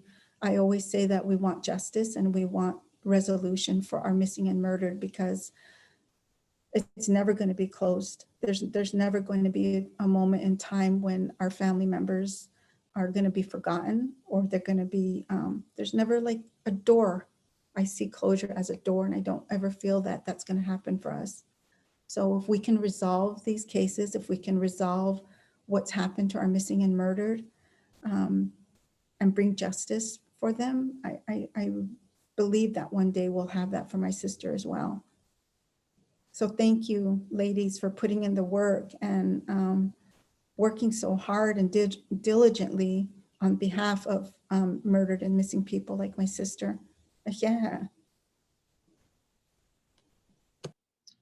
Thank you so much, Melina, for sharing your sister's story and being able to be vulnerable in this space, to share that and to make those connections and illustrate where some of those gaps were for your family. And it brought up a point in terms of a piece that we're also looking at and adding into the toolkit is working with criminal investigators, working how families can keep that communication going, but also how can the Navajo Nation start to look at advocacy to ensuring accountability on the investigative side. That's such, I know that part gets really complicated.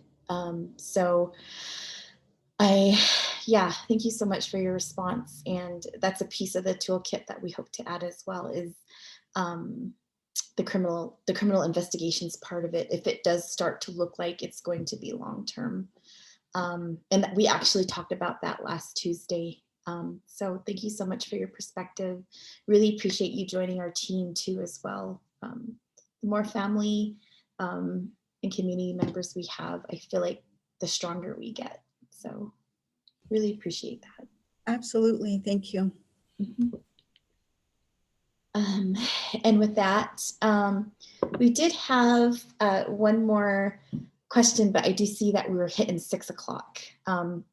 Just to respect everyone's time and also have an amazing closeout for this. Just want to say thank you to the panelists, and I want to thank my fellow MMDR task force members as well as Navajo Nation Missing Persons Updates. It looks like Mesky may have lost signal, so she had to jump off. Thank you so much for just being here and being with us on this journey. Everything in this toolkit has been a labor of love, and we're just so happy that we're nearing that finish line. And we hope you are able to stay with us on this journey and really make an impact to bring our relatives home. So yeah, and thank you. And with that, I would like to introduce our Navajo artist who is going to close us out with a healing song, and take as much time as you like, Talaba. Really appreciate you also coming into the space to provide that inspiration. I had followed Talaba on social media for a long time, and seeing some of the videos and the content that she develops with her grandmother is just incredibly amazing. And just hearing it when I'm not having a great day, I just go to TikTok and click on one of her videos and just sit there and listen to the singing. So we felt it really good for us to reach out to Talaba to provide that. So with that, I will pass it over to you.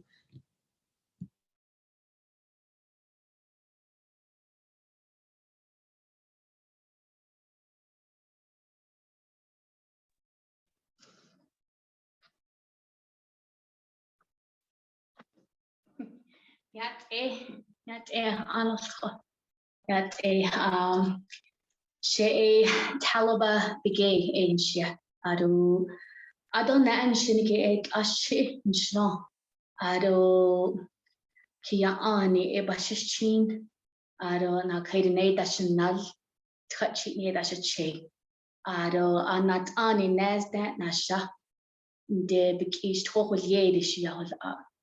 Aro a manchle. A nesna benachi. Bahensen do baansen a manchle. Aro ogot a madot the nadot belashla inchle. Do ya nana qua she just kando qua agoshido nidiki. Aro ya nana, thank you guys for having me this evening and telling, and thank you again for Jolene for inviting me to be a part of this with you all this evening. Was very moving to listen to a lot of you speak, and anila huyeta. It's really hard when you don't know where a family member has gone, when you don't know their whereabouts. Even those that are on the that live on the streets, them, they have family too. They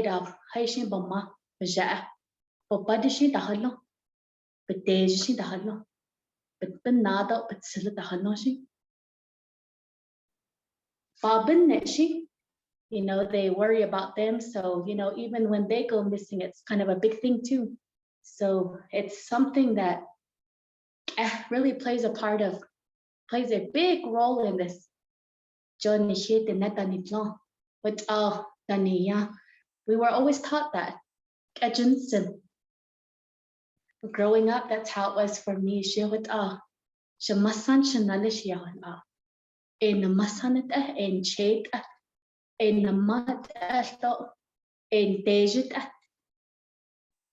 growing up, I had so many relatives. So I would kind of get confused, like, Grandma, why do I have so many grandmas? Why do I have so many dads? Why do I have so many moms? And she goes, and so, when ceremonies come around, it was always hard to see if my grandma was kind of, because she would always say, I always ask her, I said, whose and is it? And she goes, yes, she would always say something like that. So I would go and thinking I would see one of my other grandmas, my grandma's sisters, but it would be one of her clan sisters. And I'll be like, oh, it's not even our real family. But then she would say, Ado, no, it is your real family. She would say, ashi, yes, chin, shit, ashi, bashish chin, so yes, she will always say that. So things like that is things we grew up on. So I want to use this in resemblance, listening to a lot of your speeches and sharing your story and so forth. Even this pandemic, there's, with this whole pandemic going on, there's been a lot of people that had said that say,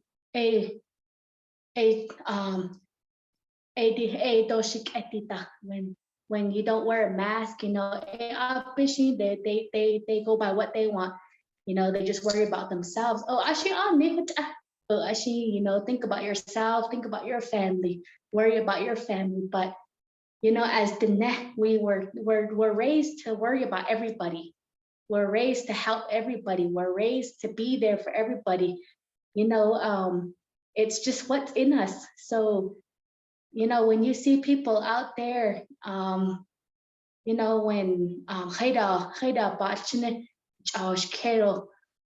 when they're yelling at them,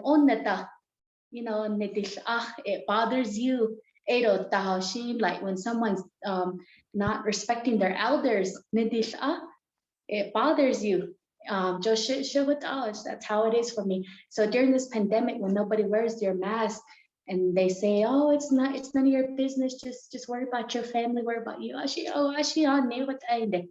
But as the network, we're just raised to worry about everybody. We have to think about everybody, and that's just in us. So even with this pandemic, we've lost a lot of people. We've lost a lot of people. And, they always say, oh, that person lost this. It doesn't only affect that family. It affects us all. And I say that because we're related all in some way or one way or another. We're all related. We all come from the same teaching, the same wisdom. And that's one thing I always go back to. So when you hear of someone passing, you feel it. Jane is good. Is good.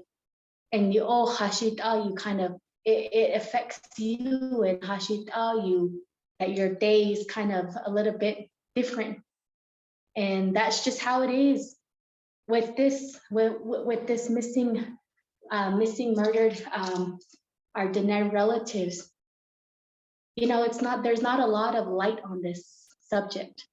We don't get a lot of recognition when someone goes missing, or you know, when somebody's murdered. It's just, oh, there goes another. It's just somebody else. You know, it's just like it's just another one. And you know, that's a stereotype of thinking, but you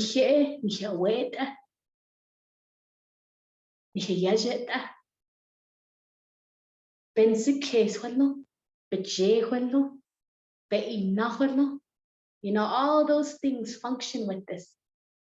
And that's what we think about. And that's how other people have their perspective is on this. But she's just what's Alban's case, you know, just thinking about a mushy. It was probably that person was probably a mom, a jeshin, you know, they were probably a dad. They probably had kids.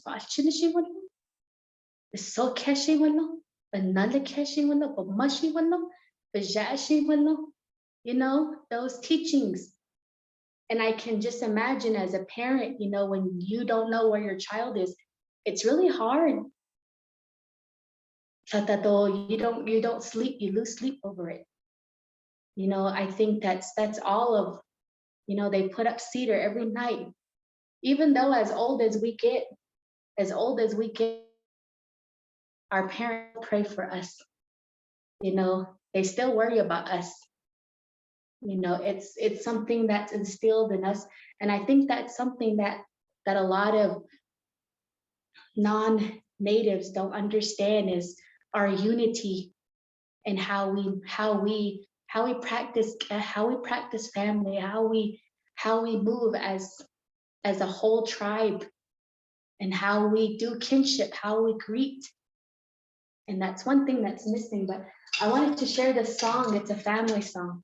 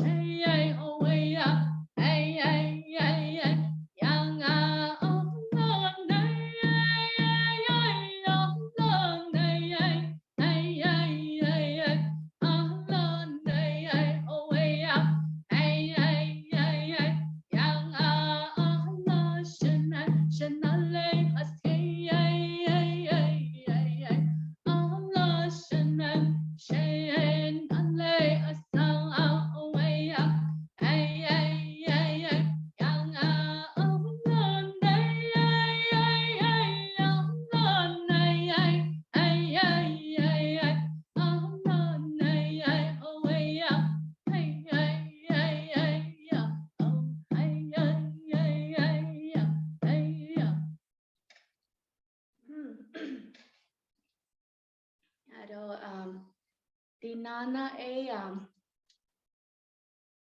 whew.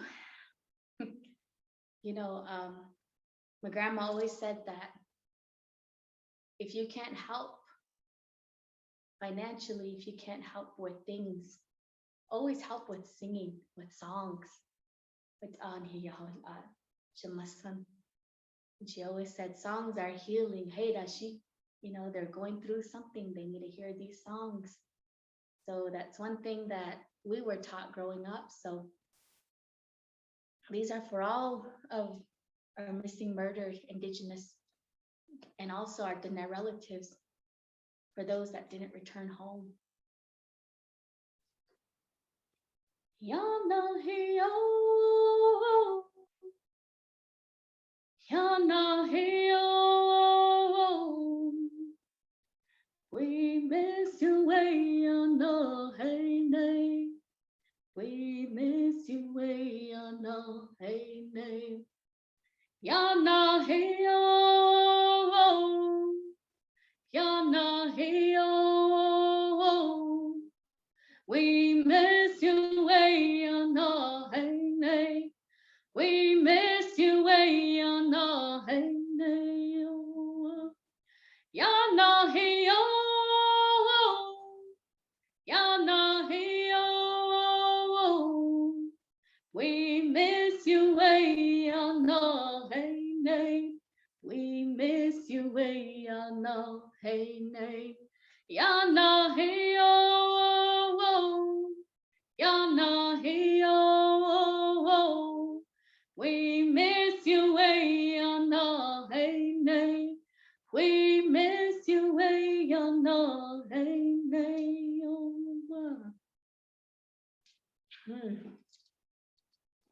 This next song I like to share is a corn pollen song. Ishibe Kayana na Tetos.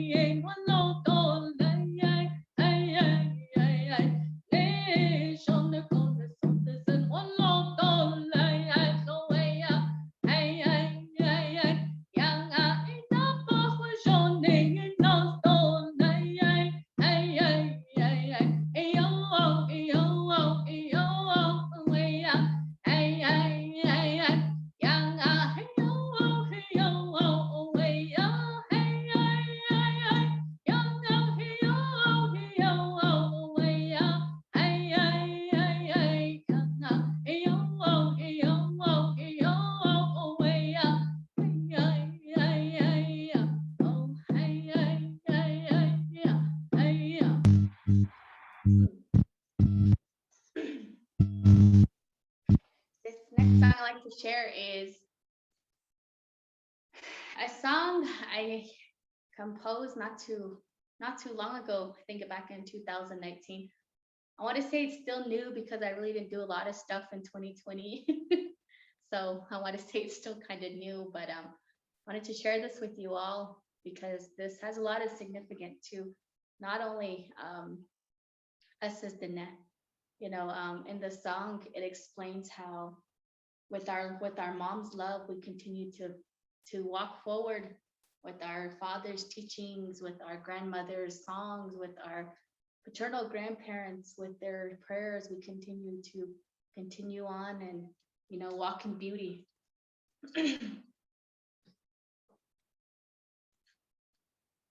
Neshoneko be shasto, neshoneko be shasto, neshoneko be shasto, neshoneko be shasto, neshoneko be shasto, neshoneko be shasto. Shema be on the be shasto, shema be on the be shasto, shema be on the be shasto. Neshoneko be shasto, neshoneko be shasto, neshoneko be shasto.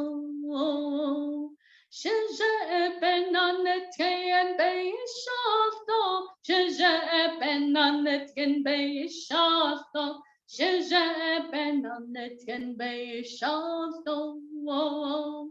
Neshoneko be shasto, neshoneko be shasto, neshoneko be shasto.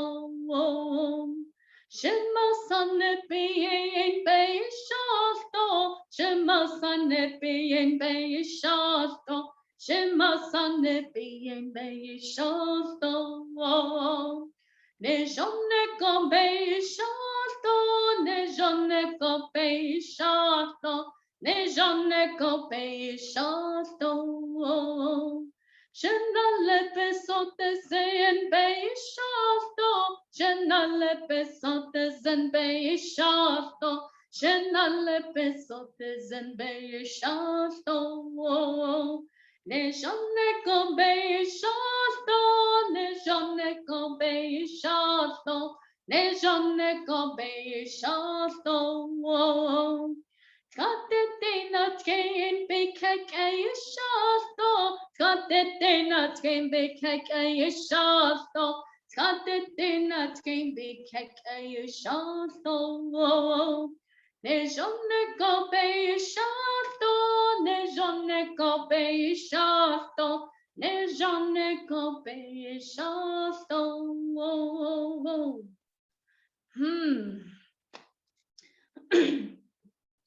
This is a grandparents song I like to share as well. They say never give us chis the microphone. Oh Naya, they just talk and talk on it. Oh Naya, that's why we never give the microphone to my grandma. Nasa Oshita. Nasa, my daughter says that. She goes, Mom, are you gonna talk real quick or are you gonna talk forever? I said, I'm gonna talk real quick. Okay, you're gonna talk forever then. She says, she knows there's no such thing as real quick.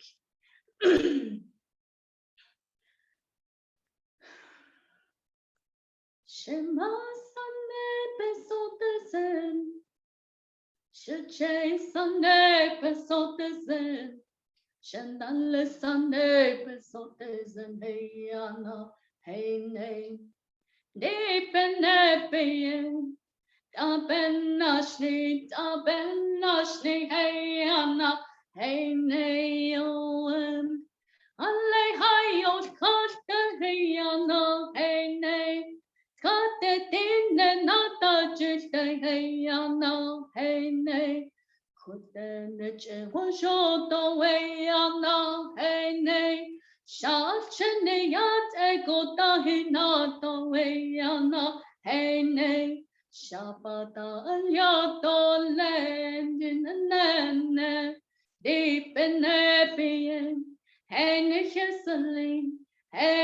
Chesaling, hey Anna, hey Naomi, in the name of the Father, in the name of the Son, in the name of the Shitty and the Owate, hey Anna, hey Nay. in the holy way, in the holy way, in the holy way, hey Anna, hey Neon. Shema Sane Besotezen, Sheche Sane Besotezen, Shenale Sane Besotezen, hey Anna, hey Ne.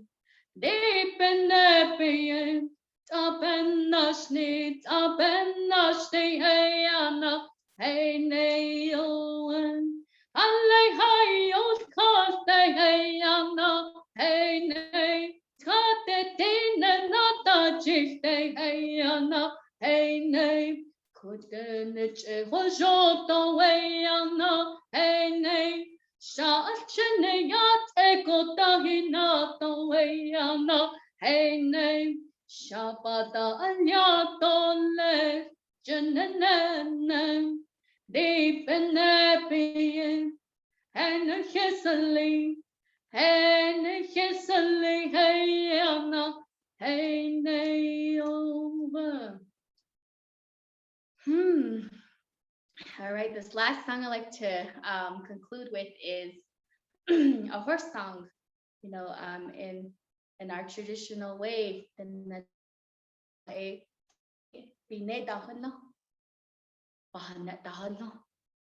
know, they have their songs, they have their prayers with us, their healing. So with that, I like to leave you with good spirits and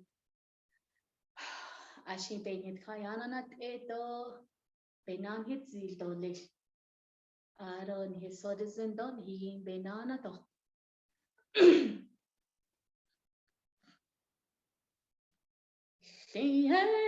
Nico.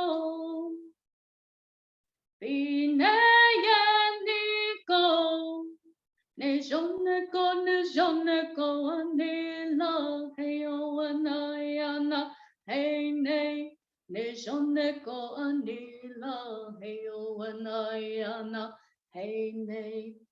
Hey haniko. Bine aniko ne jonne ko anila hey o anayana hey ne.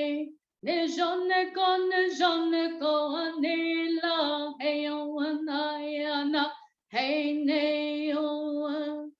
Oh God, ne jonne ko anila hey o anayana hey ne. Oh God, ne jonne ko anila hey o anayana hey ne. Ni haniko. Bine aniko ne jonne ko anila hey o anayana hey ne.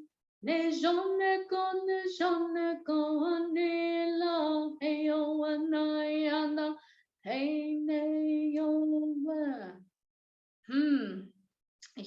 Nana. Nana, thank you for having me. Thank you guys for staying on. And you know, these songs, I want them to find good comfort in you and bring hope into your life again. You know, as Janshi, we're in this pandemic, as Janshi, we're going through a lot at home. We all come from different walks of life. We all come from different fireplaces, different homes, different beliefs. You know, that we pray to one person, and we all need that comfort and reassurance that, you know, we need to continue to utilize our prayers and our songs. You know, you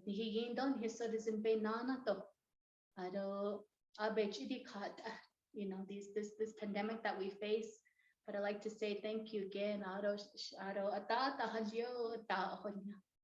You know, that's one thing that we cannot say enough, especially in this day and age that we're in. You just don't know what's out there, what tomorrow brings. So in yes, namasando chain madon jata because I don't eat take care of them, look after them, look over them. I don't you know, even if to our two spirit, please continue to watch them. You know, there's a lot of negativity out in this world that has not come to grasp the idea of acceptance, but we have to continue to acknowledge them and continue to respect them in that way. And that's what I like to share. So thank you again.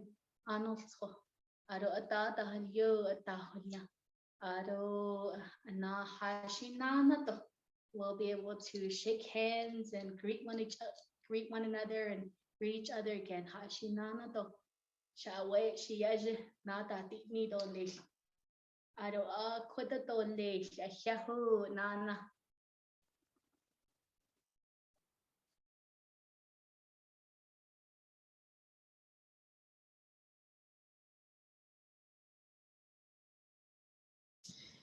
Yeah, Talaba. I'm just gonna assume I'm older than you because lately I've been older than everyone. So Shadeja, I'm gonna call you my Deja.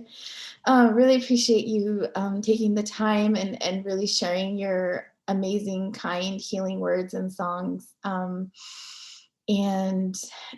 really appreciate you being in this space with us. I think this gives us a lot of hope as we continue to move forward with our work, as we start to finalize this toolkit. And it's just gonna help us move forward in a good way. So yeah, in Chicago, really appreciate it. Thank you so much. And with that, I would like to turn it to Shada, Council Delegate Crotty, who has always been a fierce force in all of this, and just so happy to call her a sister and really help push us through this.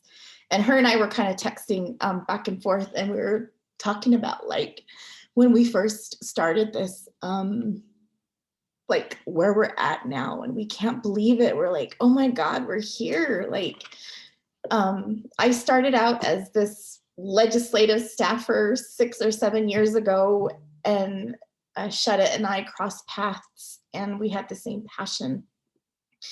So it's just completely an honor to share the space with all of you, and to just really reflect on the path that we've been on up to this point. So Shada, I will go ahead and pass it to you for closing remarks.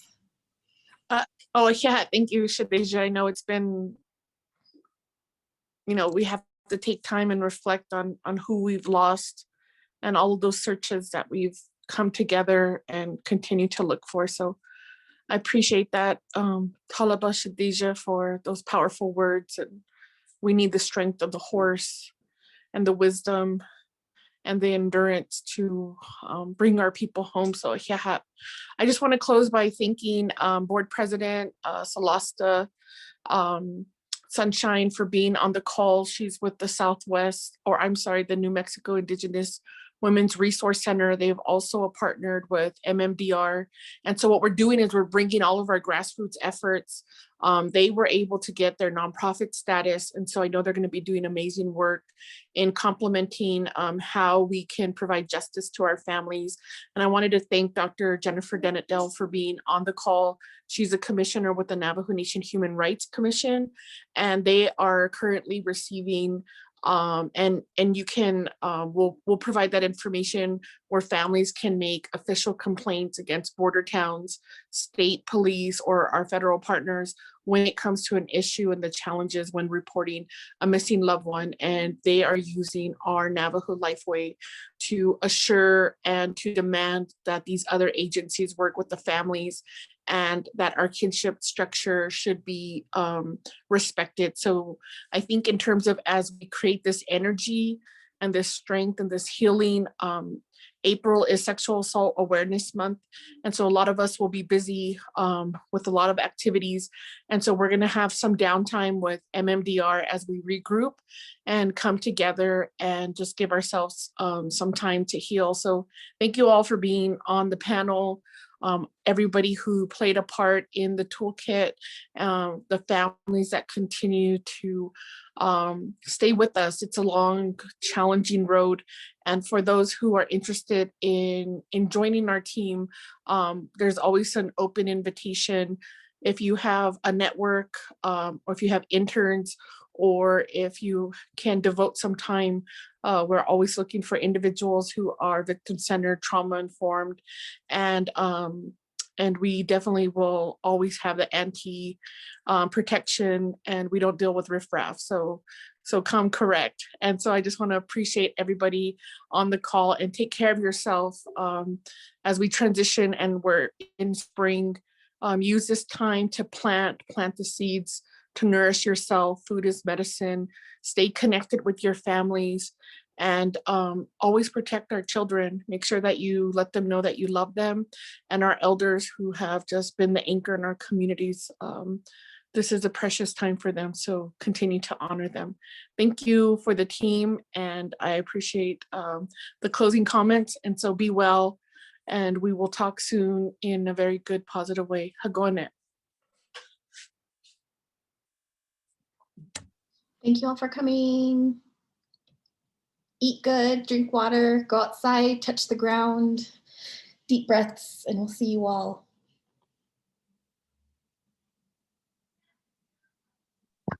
Thank you for the invite. It was wonderful. I learned a lot from you guys. Thank you and good night. Good night, Shema. Oh.